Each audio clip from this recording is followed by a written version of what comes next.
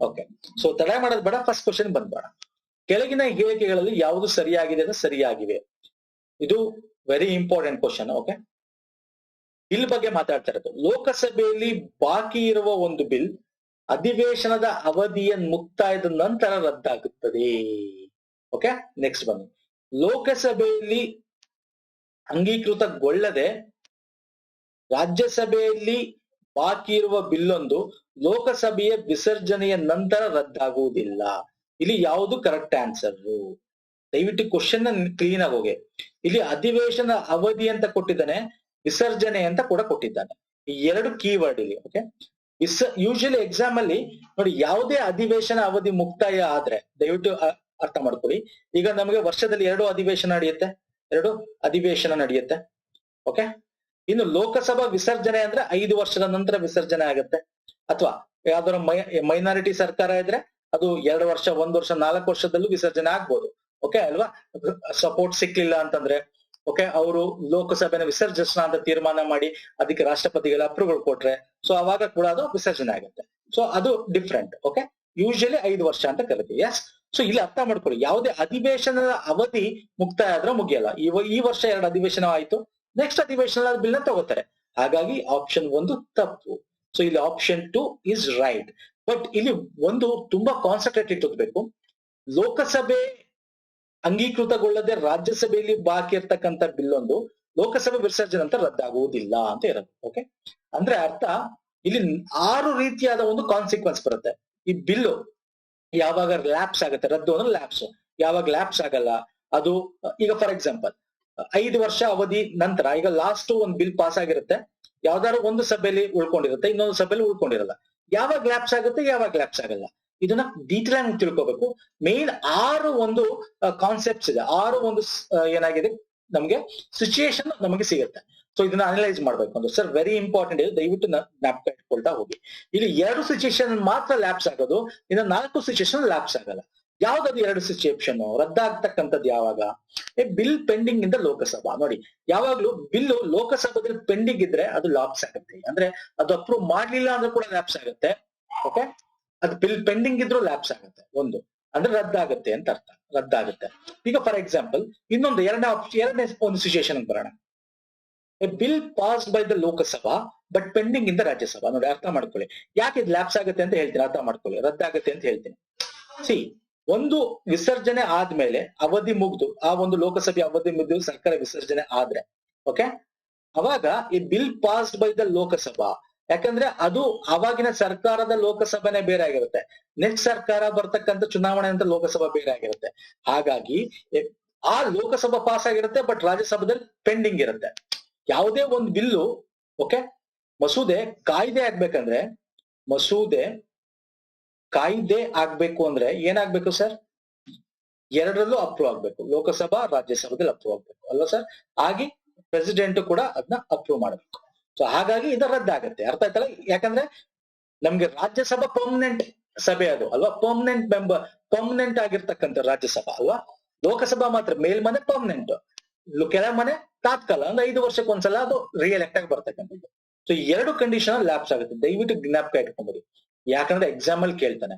Next ಬನ್ನಿ, ಯಾವಾಗ lapse ಆಗಲ್ಲ, 4 ಒಂದು ಸಿಚುಯೇಷನ್ ಆಗುತ್ತೆ. ಆ 4 ಸಿಚುಯೇಷನ್ಸ್ ಏನೋ ತಿಳ್ಕೊಳ್ಳೋಣ. ಈಗ A bill not pass the 2 houses of the disagreement and if the president notified holding the joint sitting. ಅಂದ್ರೆ ಈಗ ಲೋಕಸಭಾ ಇದೆ, ರಾಜ್ಯಸಭಾ ಇದೆ. ಈಗ ಸರ್ ಲೋಕಸಭೆಯಲ್ಲೂ ಪಾಸ್ ಮಾಡಿಲ್ಲ, ರಾಜ್ಯಸಭಾ ಪಾಸ್ ಮಾಡಿಲ್ಲ, ಒಂದು ಸಾಂವಿಧಾನಿಕ ಬಿಕ್ಕಟ್ಟು ಬಂತು, ಅವಾಗ ಏನ್ ಮಾಡ್ತೀವಿ? ಜಂಟಿ ಸಭೆ ಕರಿಬೇಕು, ಜಂಟಿ ಸಿಟ್ಟಿಂಗ್ ಕರಿಬೇಕು, ಜಾಯಿಂಟ್ ಸಿಟ್ಟಿಂಗ್. ಯಾಕೆ ಕರೀತಾರೆ? ಪ್ರೆಸಿಡೆಂಟ್ ಕರೀತಾರೆ. ಆದ್ರೆ ಇನ್ನು ಪ್ರೆಸಿಡೆಂಟ್ ಕರೆದಿಲ್ಲ, ಅಷ್ಟರಲ್ಲಿ ಲೋಕಸಭೆ ಬಿದ್ದೋಯ್ತು, ವಿಸರ್ಜನೆ ಆಯ್ತು ಸರ್ಕಾರ, ಲೋಕಸಭೆ ವಿಸರ್ಜನೆ ಆಯ್ತು. ಅವಾಗ ಏನಾಗುತ್ತೆ? ಈ ಬಿಲ್ಲು ಲ್ಯಾಪ್ಸ್ ಆಗಲ್ಲ. ಯಾಕಂದ್ರೆ ಲ್ಯಾಪ್ಸ್ ಯಾಕಾಗಲ್ಲ? ಇನ್ನು ಇಲ್ಲಿ ಪೆಂಡಿಂಗ್ ಇದೆ ಸರ್, 2ರಲ್ಲಿ ಪೆಂಡಿಂಗ್ ಇದೆ. ಓಕೆ, ಸೊ ಬಿಲ್ ಜನರೇಟ್ ಆಗಿದೆ, ಪೆಂಡಿಂಗ್ ಇದೆ. ಯಾಕೆ ಹೇಳ್ತಾ ಇದೀನಿ ಅಂದ್ರೆ ಸರ್, ಈ ಬಿಲ್ ಜನರೇಟ್ ಯಾಕೆ ಲ್ಯಾಪ್ಸ್ ಮಾಡ್ಬಿಟ್ಟು ಆಯ್ತಲ್ಲ, ಎಲ್ಲಾನು ಹೊಸ ಸರ್ಕಾರ ನೋಡ್ಕೊಳ್ಳುತ್ತೆ ಅಂದ್ರೆ ಹಂಗಾಗಲ್ಲ. ಸೊ ಅವಾಗಿನ ಸಿಚುಯೇಷನ್ಗೆ ಆ ಸರ್ಕಾರ ರೈಸ್ ಮಾಡಿರುತ್ತೆ. ಓಕೆ, ರೈಸ್ ಮಾಡಿರುತ್ತೆ. ಪೆಂಡಿಂಗ್ ಇದ್ದಾಗ ಸುಮ್ನೆ ಅದಕ್ಕೆ ನಂಬರ್ಗಳು ಕೊಟ್ಟಿರ್ತಾರೆ, ಎಷ್ಟನೇ ಬಿಲ್ ಇದು, ಓಕೆ, ಎಷ್ಟನೇ ಮಸೂದೆ ಇದು ಅಂತ. ಹಾಗಾಗಿ ಸುಮ್ನೆ ಜನರೇಟ್ ಮಾಡೋದು ಲ್ಯಾಪ್ಸ್ ಮಾಡಕ್ಕೆ ಹಂಗಾಗಲ್ಲ. ಸೊ ಈ 2 ಕೂಡ ಅಪ್ರೂವ್ ಆಗಿಲ್ಲ, ಜಾಯಿಂಟ್ ಸೆಟ್ಟಿಂಗ್ ಕರಿಬೇಕಾಗಿತ್ತು, ಕರೆದಿಲ್ಲ, ಅವಾಗ ಏನಾಯ್ತು? ಆ ಬಿಲ್ ಲ್ಯಾಪ್ಸ್ ಆಗಲ್ಲ. ನೆಕ್ಸ್ಟ್ ಸರ್ಕಾರ ಬರುತ್ತೆ, ಅಲ್ಲಿ ಡಿಸ್ಕಷನ್ ಮಾಡ್ತಾರೆ, ಅವ್ರಿಬ್ರು ಒಪ್ಪಿಗೆ ಆದ್ರೆ ಫೈನ್, ಒಪ್ಪಿಗೆ ಆಗಿಲ್ಲ ಅಂದ್ರೆ ಪ್ರೆಸಿಡೆಂಟ್ ಪುನಃ ಜಾಯಿಂಟ್ ಸೆಟ್ಟಿಂಗ್ ಕರೀತಾರೆ. ಅರ್ಥ ಆಯ್ತಲ್ಲ? ಫೈನ್. ಇನ್ 4ನೇ ಸಿಚುಯೇಷನ್ ಬಂದ್ರೆ bill pending in Rajya Sabha but not pass by the Lok Sabha. ಅರ್ಥ ಮಾಡ್ಕೊಳ್ಳಿ, ರಾಜ್ಯಸಭಾದಲ್ಲಿ ಬಿಲ್ ಪೆಂಡಿಂಗ್ ಇದೆ, ಲೋಕಸಭಾ ಪಾಸ್ ಮಾಡ್ಬಿಟ್ಟಿದೆ, ಒಂದ್ ಬಿಲ್ ಜನರೇಟ್ ಆಯ್ತು, ಲೋಕಸಭಾ ಪಾಸ್ ಮಾಡಿದೆ, ತಮ್ಮ ಕೆಲಸ ಮುಗೀತು. ಓಕೆ, ಈಗ ವಿಸರ್ಜನೆ ಆದ್ರೂ ಪರವಾಗಿಲ್ಲ, ಅದು ರಾಜ್ಯಸಭಾದಲ್ಲಿ ಪೆಂಡಿಂಗ್ ಇರೋದಷ್ಟೇ. ಯಾಕಂದ್ರೆ ರಾಜ್ಯಸಭಾ ಪರ್ಮನೆಂಟ್, ಈಗ ಲೋಕಸಭಾ ಹೊಸದ್ ಬಂದ್ರೆ ಅದು ಹೊಸ ಲೋಕಸಭಾ, ಬಟ್ ರಾಜ್ಯಸಭಾ ಅದೇ ಇರುತ್ತಲ್ಲ. ಸೊ ಆ ರಾಜ್ಯಸಭಾ ಪಾಸ್ ಮಾಡುತ್ತೋ ಬಿಡುದು ಆಮೇಲೆ ನೋಡ್ಬೇಕು ನಾವು. ಪಾಸ್ ಮಾಡ್ಲಿಲ್ಲ ಅಂದ್ರೆ ಜಾಯಿಂಟ್ ಸಿಚುಯೇಷನ್ ನ ಪ್ರೆಸಿಡೆಂಟ್ ಕರೀತಾರೆ, ಜಾಯಿಂಟ್ ಸೆಟ್ಟಿಂಗ್ ನ. ಇಲ್ಲ ಅಂದ್ರೆ ಆ ಬಿಲ್ ಪಾಸ್ ಆಗಲ್ಲ, ರಾಜ್ಯಸಭಾದ ಡಿಸಿಷನ್ಗೆ ಪೆಂಡಿಂಗ್ ಇದೆ. ಸೊ ಆ ಬಿಲ್ ಕೂಡ ಪಾಸ್ ಆಗಲ್ಲ, ಅಂದ್ರೆ ಲ್ಯಾಪ್ಸ್ ಆಗಲ್ಲ, ರದ್ದಾಗಲ್ಲ. ಇದೆರಡು ಕಂಡೀಷನ್ ಮಾತ್ರ ರದ್ದಾಗುತ್ತೆ. ಓಕೆ, ಇನ್ನು 5ನೇ ಸಿಚುಯೇಷನ್ ಯಾವುದು? A bill pass by the both the houses but pending at the assent of president.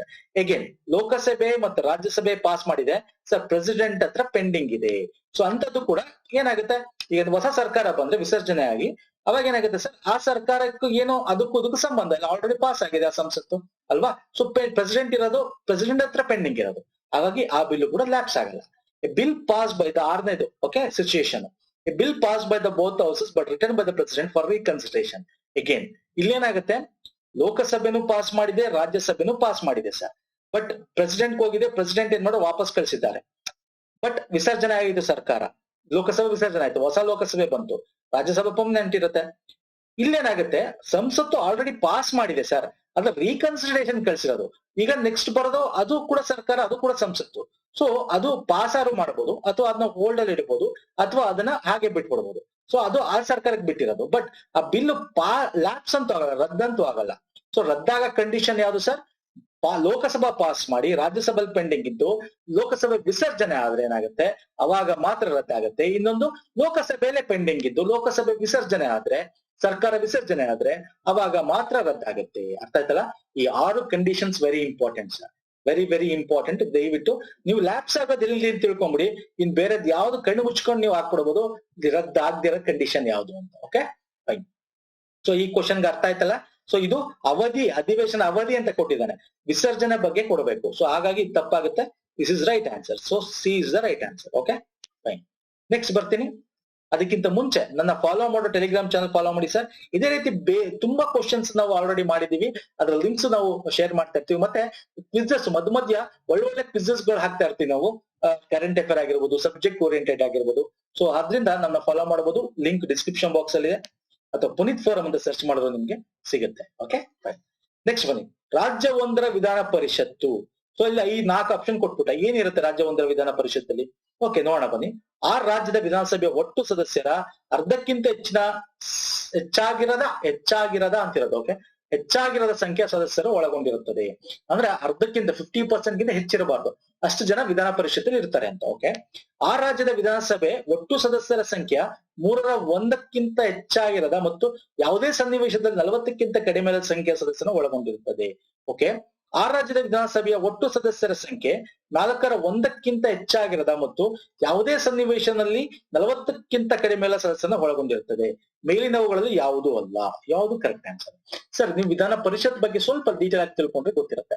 ವಿಧಾನ ಪರಿಷತ್ ಯಾವಾಗ್ಲೂ ವಿಧಾನಸಭೆಗಿಂತ ಎಷ್ಟಿರಬೇಕು? ವಿಧಾನಸಭೆಯ 1/3 ಭಾಗ.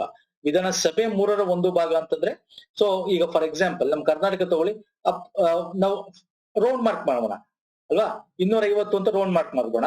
ಸೊ ಇದ್ರಲ್ಲಿ 1/3 ಭಾಗ ಅಂದ್ರೆ ಡಿವೈಡ್ ಬೈ 3 ಮಾಡ್ಬೇಕು. ಆಲ್ಮೋಸ್ಟ್ ಎಷ್ಟಾಗತ್ತೆ? 24 1 0 81. ಅಂದ್ರೆ ಇಲ್ಲಿ ನಾನು ಜಾಸ್ತಿ ರೌಂಡ್ ಮಾರ್ಕ್ ಮಾಡಿದ್ದೀನಿ, ಹಾಗಾಗಿ ಆಲ್ಮೋಸ್ಟ್ 75 ಇದೆ ನಮ್ಮ ವಿಧಾನ ಪರಿಷತ್ ನಲ್ಲಿ ಅಲ್ವಾ. ಇಲ್ಲಿ ನಾನು ಜಾಸ್ತಿ ರೌಂಡ್ ಮಾರ್ಕ್ ಮಾಡಿ ತಗೊಂಡಿದ್ದೀನಿ ಅಷ್ಟೇ. ಸೊ ಹಾಗಾಗಿ 1/3 ಭಾಗಕ್ಕಿಂತ ಹೆಚ್ಚಿರಬಾರ್ದು, ಯಾವುದೇ ಸನ್ನಿವೇಶ 40ಕ್ಕಿಂತ ಕಮ್ಮಿ ಇರಬಾರ್ದು. So this is right answer. But ಒಂದಷ್ಟು ಕಂಡೀಷನ್ ಇದೆ. ಗೋವಾ, ಸಣ್ಣ ಸಣ್ಣ ರಾಷ್ಟ್ರಗಳು, ನಾವು ಆ ಕಡೆ ಸಿಕ್ಕಿಂ ಇಲ್ಲಿ ಹೋದ್ರೆ ಅಲ್ಲಿ 40ಕ್ಕಿಂತ ಕಮ್ಮಿ ಇರಬಹುದು. ಓಕೆ, ಎಲ್ಲಿ ವಿಧಾನ ಪರಿಷತ್ ಇದೆ ಅದ್ರ ಬಗ್ಗೆ ಮಾತಾಡ್ತಾ ಇದ್ದೀನಿ. ಸೊ ಇಲ್ಲದ ಕಡೆ ಸರ್ ಅಲ್ಲಿ ಇಲ್ಲ ಅಂತ ಹೇಳಕ್ ಹೋಗ್ಬೇಡಿ. ಅಂದ್ರೆ ನಿಮ್ಗೆ ಎಕ್ಸಾಂಪಲ್ ಕೊಡ್ತಾ ಇದ್ದೀನಿ, ನಮ್ಮ ಸಂವಿಧಾನದಲ್ಲೂ ಅದು ಮೆನ್ಷನ್ ಮಾಡಿದ್ದಾರೆ. ಸೊ ಎಕ್ಸೆಪ್ಟ್ ಸಣ್ಣ ರಾಜ್ಯಗಳು. ಓಕೆ, ಸೊ ಬಟ್ ಬೇರೆ ರಾಜ್ಯಗಳಲ್ಲಿ ಮಿನಿಮಮ್ 40 ಇರಬೇಕು. Okay, so B is the right answer. ಹೇಗೆ ಇಲ್ಲಿ ವಿಧಾನ ಪರಿಷತ್ ಬಗ್ಗೆ ಡಿಸ್ಕಸ್ ಮಾಡ್ತಾ ಇದೀವಿ. ಸೊ ವಿಧಾನ ಪರಿಷತ್ ನಾವು ಹಿರಿಯ ಸದನ ಅಂತ ಕರಿತೀವಿ. ನಾ ಇಲ್ಲಿ ಒಂದಷ್ಟು ಕ್ವಶನ್ ಸ್ಮಾಲ್ ಕ್ವಶನ್ಸ್ ನ ತಗೊಂಡಿದ್ದೆ ಸ್ನೇಹಿತರೆ. ವಿಧಾನ ಸಭೆಯ ಸದಸ್ಯನಾಗಲು ಎಷ್ಟು ವರ್ಷ ಇರಬೇಕು, ರಾಜ್ಯಪಾಲನಾಗಲು ಎಷ್ಟು ವರ್ಷ ಇರಬೇಕು, ವಿಧಾನ ಪರಿಷತ್ ಆಗಲು ಎಷ್ಟು ವರ್ಷ ಇರಬೇಕು. ಸೊ ಇಂಥ ಕ್ವಶನ್ಸ್ ಆಲ್ರೆಡಿ ನಾವು ಕವರ್ ಮಾಡ್ಬಿಟ್ಟಿದ್ದೀನಿ. ಓಕೆ, ಹಾಗಾಗಿ ಇಲ್ಲಿ ನೆಕ್ಸ್ಟ್ ಒಳ್ಳೊಳ್ಳೆ ಕ್ವಶನ್ ಡಿಸ್ಕಸ್ ಮಾಡೋಣ. ಸೊ ವಿಧಾನ ಪರಿಷತ್ ಬಗ್ಗೆ ನಾವು ತಿಳ್ಕೊಂಡ್ವಿ. 171 ವಿಧಿ ಮಾತಾಡುತ್ತೆ. ವಿಧಿ ಬಗ್ಗೆ ತಿಳ್ಕೊಳ್ಳಿ, ವೆರಿ ಇಂಪಾರ್ಟೆಂಟ್ ಇದು. ಮತ್ತೆ ವಿಧಾನ ಪರಿಷತ್ ನಲ್ಲಿ ಓಕೆ, ಇಲ್ಲಿ 75ಕ್ಕೆ ಹೆಚ್ಚಳ ಮಾಡಲಾಗಿದೆ. ವಿಧಾನ ಪರಿಷತ್ ನಲ್ಲಿ ಎಲ್ಲಿಂದ ಯಾವ ಎಷ್ಟು ಪರ್ಸೆಂಟ್ ಆರ್ಸ್ ಬರ್ತಾರೆ, ಇದು ವೆರಿ ಇಂಪಾರ್ಟೆಂಟ್. ಈಗ 1/3 ಸ್ಥಳೀಯ ಸಂಸ್ಥೆಗಳು ಅಂದ್ರೆ ನಮ್ಮ ಮುನ್ಸಿಪಾಲಿಟಿ, ಕಾರ್ಪೊರೇಷನ್, ಪಂಚಾಯತ್ಗಳು. ಸೊ ಇಲ್ಲಿಂದ 1/3 ಜನ ಆರ್ಸ್ ಬರ್ತಾರೆ ವಿಧಾನ ಪರಿಷತ್ಗೆ. ಓಕೆ, ಇನ್ನು 1/3 ಇಲ್ಲಿ ಇನ್ನೊಂದು ಪಾಯಿಂಟ್ ಆಡ್ ಮಾಡ್ಕೋಬೇಕು. 1/3 ನಮ್ಮ ವಿಧಾನ ಸಭೆಯ ಸದಸ್ಯರಿಂದ ವಿಧಾನ ಪರಿಷತ್ಗೆ ಆಯ್ಕೆಯಾಗಿ ಬರ್ತಕ್ಕಂಥದ್ದು 1/3. ಇನ್ನು 12/1 ಇದು 3ನೇ ಪಾಯಿಂಟ್. 12/1 ಸದಸ್ಯರು ಶಿಕ್ಷಕರ ಕ್ಷೇತ್ರದಿಂದ ಆಯ್ಕೆಯಾಗಿ ಬರ್ತಾರೆ.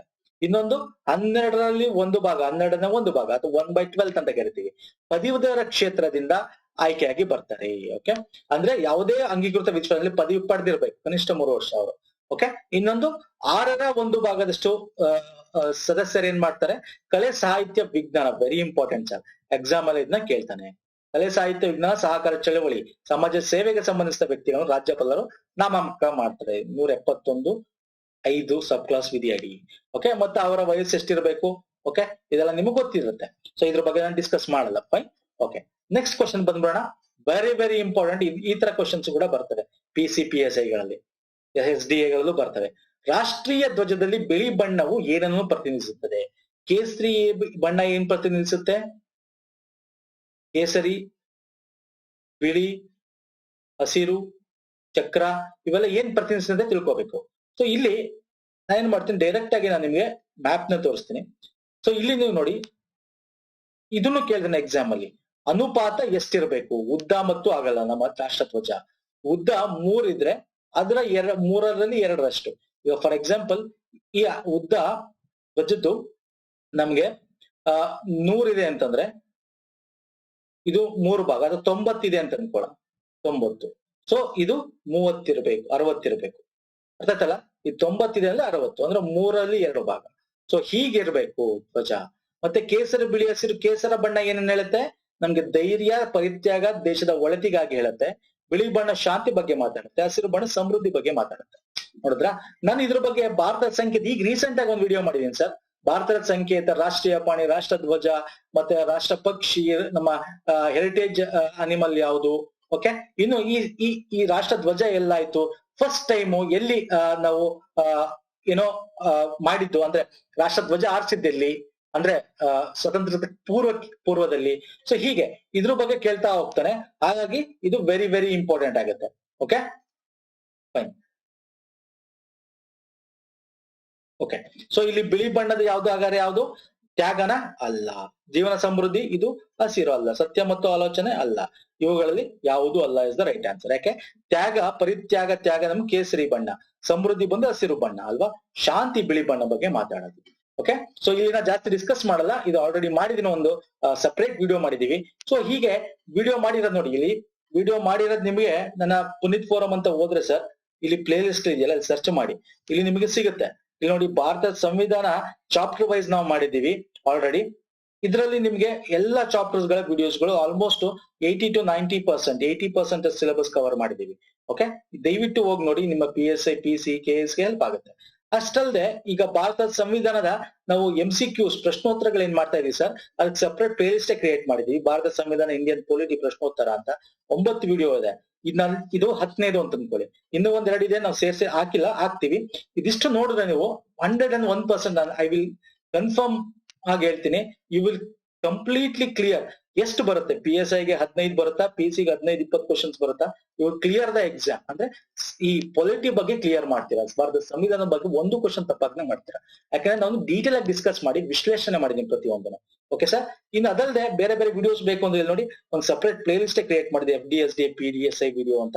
ಇಲ್ಲೂ ಕೂಡ ಹೋಗಿ ಬೇರೆ ಬೇರೆ ಜಿಯೋಗ್ರಫಿ, ಹಿಸ್ಟ್ರಿ ಆಗಿರ್ಬೋದು, ಸೈನ್ಸ್ ಆಗಿರ್ಬೋದು, ಇವೆಲ್ಲ ನಿಮ್ಗೆ ನಮ್ಮ ಯೂಟ್ಯೂಬ್ ಚಾನಲ್ ಪ್ಲೇ ಲಿಸ್ಟ್ ಅಲ್ಲಿ ಸಿಗ್ತಾ ಹೋಗುತ್ತೆ.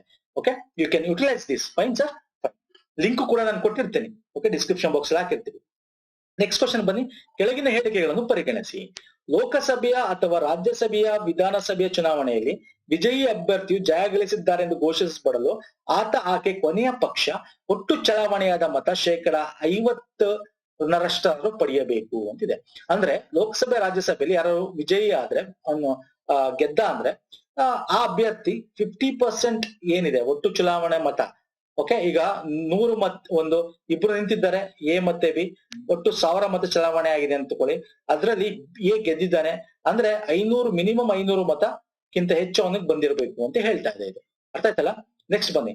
ಭಾರತದ ಸಂವಿಧಾನದಲ್ಲಿ ವಿಧಿಸಲ್ಪಟ್ಟಿರುವಂತೆ ಲೋಕಸಭೆಯಲ್ಲಿ ಸಭಾಧ್ಯಕ್ಷ ಸ್ಪೀಕರ್ ಅವರ ಹುದ್ದೆಯು ಬಹುಮತವುಳ್ಳ ಪಕ್ಷಕ್ಕೆ ಮತ್ತು ಉಪಾಧ್ಯಕ್ಷರ ಡೆಪ್ಯೂಟಿ ಸ್ಪೀಕರ್ ಸ್ಥಾನ ವಿರೋಧ ಪಕ್ಷಕ್ಕೆ ಹೋಗುತ್ತದೆ. ಅಂದ್ರೆ ಲೋಕಸಭೆ ತಗೊಳ್ಳಿ ಅಥವಾ ವಿಧಾನಸಭೆ ತಗೊಳ್ಳಿ, ಸ್ಪೀಕರ್ ಹುದ್ದೆ ಯಾವಾಗ್ಲೂ ಆ ಸರ್ಕಾರ ಯಾರು ನಿರ್ವಹಿಸ್ತಿರ್ತಾರೆ ಅವ್ರಿಗೆ, ಮತ್ತೆ ಡೆಪ್ಯೂಟಿ ಸ್ಪೀಕರ್ ವಿರೋಧ ಪಕ್ಷಕ್ಕೆ ಹೋಗುತ್ತೆ ಅಂತಿದೆ. ಇಲ್ಲಿ ಯಾವುದು ಕರೆಕ್ಟ್ ಕೇಳಿದ್ದಾನೆ? ಯಾವ್ದು ಸರ್ ಕರೆಕ್ಟ್? ಎರಡು ಕರೆಕ್ಟ್ ಅಲ್ಲ, ಎರಡು ತಪ್ಪು. So D is the right answer. ಯಾಕೆ ತಪ್ಪು ಸರ್? ಸ್ಪೀಕರ್ ಡೆಪ್ಯೂಟಿ ಸ್ಪೀಕರ್ ಯಾರು ಬೇಕಾದ್ರೂ ಆಗ್ಬಾರ್ದು. ಅದೇ ಪಕ್ಷದವ್ರು ಈಗ ಲೋಕಸಭೆಯಲ್ಲಿ ಅತ್ಯಂತ ಹೆಚ್ಚು ಸರ್ಕಾರ ನಿರ್ವಹಿಸ್ತಾರೆ ಆಗ್ಬೇಕು ಅಂತ ಏನಿಲ್ಲ. ಅಲ್ಲಿ ಯಾರನ್ನು ಬೇಕಾದ್ರೂ ಅವರು ಚುನಾಯಿತಿ ಮಾಡಬಹುದು. ಹೀಗೆ ಅಂತ ನಮ್ಮ ಸಂವಿಧಾನದಲ್ಲಿ ಇಲ್ಲ. ವೋಟ್ ಮಾಡಿ ಎಲೆಕ್ಟ್ ಮಾಡ್ಬೇಕು ಅಂತಿದೆ. ಡೆಪ್ಯೂಟಿ ಸ್ಪೀಕರ್ ಅಷ್ಟೇ, ವಿರೋಧ ಪಕ್ಷ ಕೊಡ್ಬೇಕು ಅಂತೇನಿಲ್ಲ. ಬೇಕಾದ್ರೆ ವಿರೋಧ ಪಕ್ಷದವರೇ ಸ್ಪೀಕರ್ ಆಗಿ ಡೆಪ್ಯೂಟಿ ಸ್ಪೀಕರ್ ಆಗ್ಬೇಕು. ಯೂಶಲಿ ನಾವೇನ್ ಮಾಡ್ತೀವಿ, ಯಾಕೆ ನಮ್ಮ ಹತ್ರ ವೋಟಿಂಗ್ ಅಲ್ಲಿ ಸರ್ಕಾರ ಯಾರು ನಡೆಸ್ತಿರ್ತಾರೆ ಸರ್, ಅವ್ರ ಹತ್ರ ಏನಾಗುತ್ತೆ, ಅತ್ಯಂತ ಹೆಚ್ಚು ಮತಗಳಿರುತ್ತೆ, ಅತ್ಯಂತ ಹೆಚ್ಚು ಶಾಸಕರಿರ್ತಾರೆ, ಹಾಗಾಗಿ ಅವರೇ ಸ್ಪೀಕರ್ ಆಗ್ತಾರೆ ಅವ್ರ ಕಡೆಯಿಂದ. ಬಟ್ ಹಾಗಂತ ಇಲ್ಲ. ಈಗ 50-50, ಈಗ ಒಂದು 60%. ಈಗ ಫಾರ್ ಎಕ್ಸಾಂಪಲ್ ನೋಡೋಣ, ಈಗ ನಮ್ಮ ಕರ್ನಾಟಕ ತಗೊಳ್ಳಿ, ಬಿಜೆಪಿ ಮತ್ತೆ ಈಗ ಲಾಸ್ಟ್ ಕಾಂಗ್ರೆಸ್ ಅಲ್ವಾ, ಕಾಂಗ್ರೆಸ್ ಮತ್ತೆ JDS ಇತ್ತು ಅಲ್ವಾ. ಇಲ್ಲಿ ಸ್ಪೀಕರ್ ಕಾಂಗ್ರೆಸ್ ಅವ್ರು ಆಗ್ಬೇಕು ಅಂತೇನಿಲ್ಲ. JDS ಗಿದ್ದಿದ್ದು 40, ಕಾಂಗ್ರೆಸ್ ಗಿದ್ದಿದ್ದು ಒಂದು ಆಲ್ಮೋಸ್ಟ್ 80 ಅಂತ ಇಟ್ಕೊಳ್ಳಿ, 85-90 ಇತ್ತು ಅಂತ ಇಟ್ಕೊಳ್ಳಿ. ಸೊ ಇಲ್ಲಿ ಕಾಂಗ್ರೆಸ್ನವ್ರು ಆಗ್ಬೇಕು ಅಂತಿಲ್ಲ. ಇವರಿಬ್ರು ಸಮ್ಮಿಶ್ರ ಸರ್ಕಾರ ಮಾಡಿದಾಗ ಸೊ JDS ನವರು ಸ್ಪೀಕರ್ ಆಗ್ಬೋದು. ಸೊ ನಮ್ಮ ಸಂವಿಧಾನದಲ್ಲಿ ಇದೇ ಪಕ್ಷದವ್ರು ಆಗ್ಬೇಕು ಅಂತಿಲ್ಲ, ಹಾಗಾಗಿ ಇದು ತಪ್ಪು. ಓಕೆ, ಇನ್ನು ಇದಕ್ ಬಂದ್ರೆ ಏನಾಗುತ್ತೆ, ವಿಜಯಿ ಅಭ್ಯರ್ಥಿ ಸರ್ ಅವನು ಮಿನಿಮಮ್ 50% ವೋಟ್ ತಗೋಬೇಕು ಅಂತ ಎಲ್ಲೂ ಇಲ್ಲ. ಯಾರು ಒಂದು ಮತ ಇಂದ ಗೆದ್ರು ಕೂಡ, ಈಗ ಇವನು ಬಿ ಏನಾಗುತ್ತೆ, 499 ಮತ ತಗೊಂಡು ಇವನು 501 ಮತ ತಗೊಂಡ್ರೆ ಅಥವಾ 500 ಮತ ತಗೊಂಡ್ರು ಕೂಡ ಏನಾಗುತ್ತೆ, ಗೆದ್ದಂಗೆನೆ. ಒಂದು ಮತದಿಂದ ಗೆದ್ರು ಕೂಡ ಗೆದ್ದಂಗೆ. ಆ ಪಕ್ಷ ಚಲಾವಣೆ ಆಗಿರೋ ಮತಗಳಲ್ಲಿ ಏನಿದೆ 50% ತಗೊಳ್ಳೇಬೇಕು ಅಂತ ಏನಿಲ್ಲ. ಹಾಗಾದ್ರೆ 1 ಮತ್ತು 2 ಕೂಡ ತಪ್ಪಾಗುತ್ತೆ. So D is the right answer. ಅರ್ಥ ಆಯ್ತಲ್ಲ? ನೆಕ್ಸ್ಟ್ ಬನ್ನಿ. ಲೋಕಸಭಾ ಚುನಾವಣೆಗಾಗಿ ನಾಮಪತ್ರ ಇವರಿಂದ ಸಲ್ಲಿಸಲ್ಪಡಬಹುದು. ಈಗ ಚುನಾವಣೆಗೆ ಮಾಡ್ತಾರೆ, ಯಾರು ನಾಮಪತ್ರ ಸಲ್ಲಿಸಬಹುದು ಸರ್? ಆಪ್ಷನ್ ನೋಡೋಣ. ಮತಕ್ಷೇತ್ರ ಒಂದರ ಮತದಾರ ಪಟ್ಟಿಯಲ್ಲಿ ಹೆಸರು ಕಂಡು ಬರುವ ಭಾರತದ ಯಾವುದೇ ಪ್ರಜೆ. ನೋಡಿದ್ರ ನೀವು ಕಾನ್ಸೆಪ್ಟ್, ನೀವಾಗ ಸಿಟಿಸನ್ಶಿಪ್ ಆಗಿರ್ಬೋದು, ಚುನಾವಣೆ ಎಲೆಕ್ಷನ್ ಆಗಿರ್ಬೋದು, ಓಕೆ, ಮತ್ತೆ ರಾಜ್ಯಪಾಲರು, ವಿಧಾನ ಪರಿಷತ್, ನೀವು ಹೆಂಗ್ ಓದಿದಿರ ಅಂತ ಈ ತರ ಕಾನ್ಸೆಪ್ಟ್ ಬೇಸ್ಡ್ ಕ್ವಶನ್ಸ್ ಕೇಳ್ತಾನೆ. ಇಲ್ಲಿ ಯಾವ್ದೇ ಆರ್ಟಿಕಲ್ ಆಗಿ ಡೈರೆಕ್ಟ್ ಕ್ವಶನ್ಸ್ ಅಲ್ಲಿ ಕೇಳ್ತಾ ಇಲ್ಲ, ಅರ್ಥ ಮಾಡ್ಕೊಳ್ಳಿ.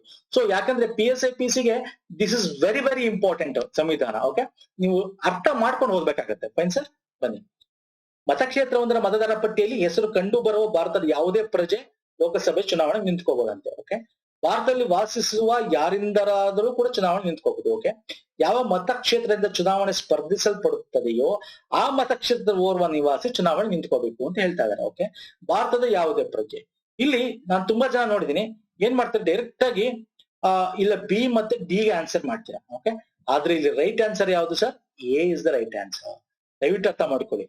ಭಾರತದ ಯಾವುದೇ ಪ್ರಜೆ ಚುನಾವಣೆಗೆ ನಿಂತ್ಕೋಬಹುದು ಅಲ್ಲ, ಚಾನ್ಸ್ ಇಲ್ಲ. ಯಾಕೆ, ಈಗ ನೀವಿದ್ದೀರಾ, ಓಕೆ, ನಿಮಗೆ ಮಗ ಇದ್ದಾನೆ ಅಂತ ಇಟ್ಕೊಳ್ಳಿ, 18 ವರ್ಷ ಮಿನಿಮಮ್ ಆಗಿರ್ಬೇಕು. ಓಕೆ, ಈಗ 16 ವರ್ಷ ಇದ್ರು ಅವನು ಭಾರತದ ಪ್ರಜೆನೆ.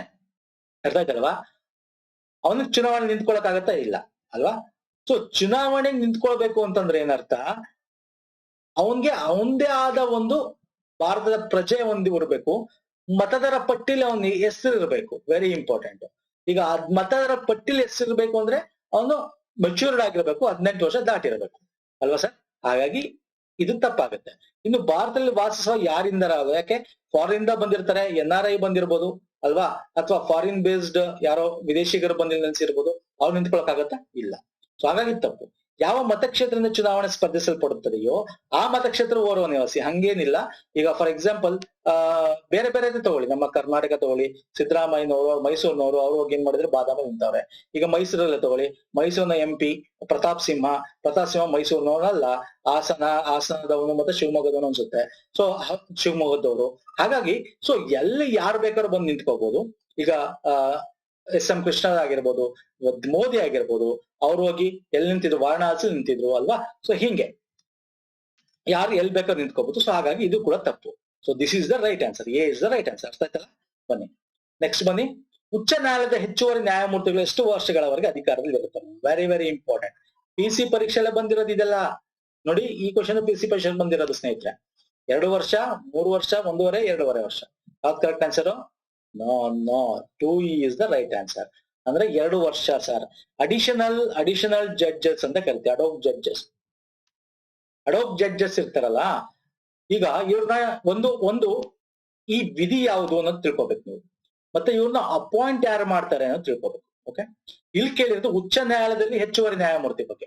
ಉಚ್ಚ ನ್ಯಾಯಾಲಯದ ಹೆಚ್ಚುವರಿ ನ್ಯಾಯಮೂರ್ತಿ ಅಪಾಯಿಂಟ್ ಮಾಡ್ಯಾರ ಯಾರು? ನಮ್ಮ chief justice of high court. Chief justice of high court ನವರು ಮಾಡ್ತಕ್ಕಂಥದ್ದು. ಅಂದ್ರೆ ಹೈಕೋರ್ಟ್ ನ ಮುಖ್ಯ ನ್ಯಾಯಾಧೀಶಿ ಅವ್ರು ಏನ್ ಮಾಡ್ತಾರೆ, ಈ ಅಪಾಯಿಂಟ್ ಮಾಡ್ತಕ್ಕಂಥದ್ದು ಯಾರನ್ನ? ಈ ಅಡಿಷನಲ್ ಜಡ್ಜಸ್ ನ. ಅದಕ್ಕೆ ಪರ್ಮಿಷನ್ ತಗೋತಾರೆ. ಪರ್ಮಿಷನ್ ತಗೊಂಡೇ ಮಾಡ್ತಕ್ಕಂಥದ್ದು.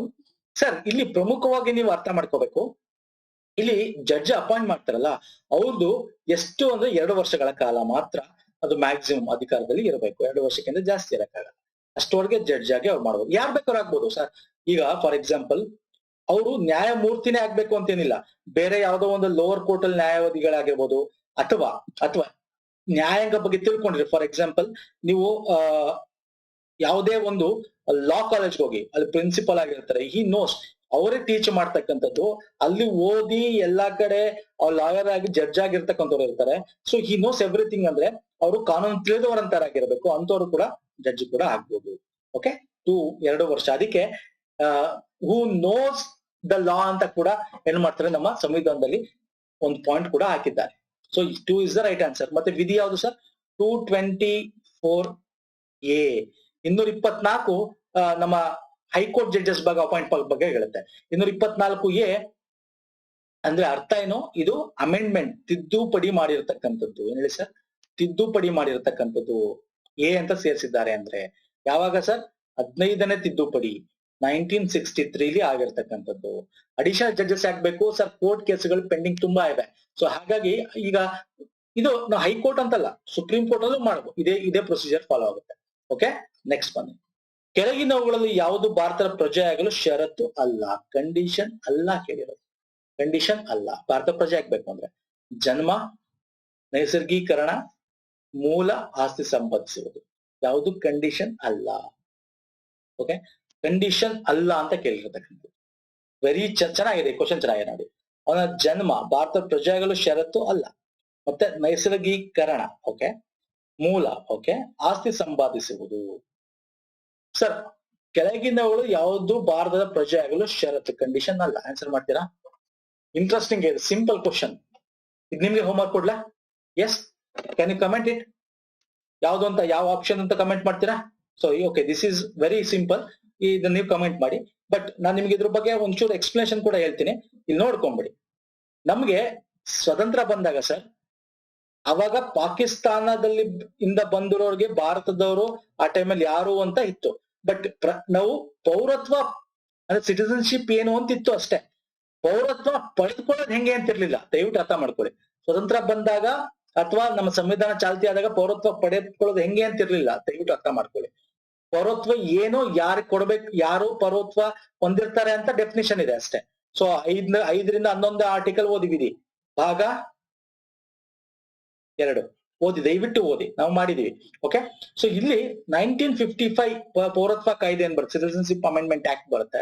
ಅವಾಗ ಬೈ ಜನ್ಮ, ಬರ್ತ್ ಬಗ್ಗೆ ಮಾತಾಡುತ್ತೆ, ವಂಶ ಅಭಿವೃದ್ಧಿ ಬಗ್ಗೆ ಮಾತಾಡುತ್ತೆ, ರಿಜಿಸ್ಟ್ರೇಷನ್ ಬಗ್ಗೆ ಮಾತಾಡುತ್ತೆ, ಸ್ವಾಭಾವಿಕ ನ್ಯಾಚುರಲೈಸೇಷನ್ ಬಗ್ಗೆ ಮಾತಾಡುತ್ತೆ, ಮತ್ತೆ ಭೂ ಪ್ರದೇಶ ಸೇರ್ಕೊಂಡಾಗ ಯಾರನ್ನ ಪೌರತ್ವ ಕೊಡ್ತೀವಿ ಅನ್ನೋದ್ರ ಬಗ್ಗೆ ಮಾತಾಡುತ್ತೆ.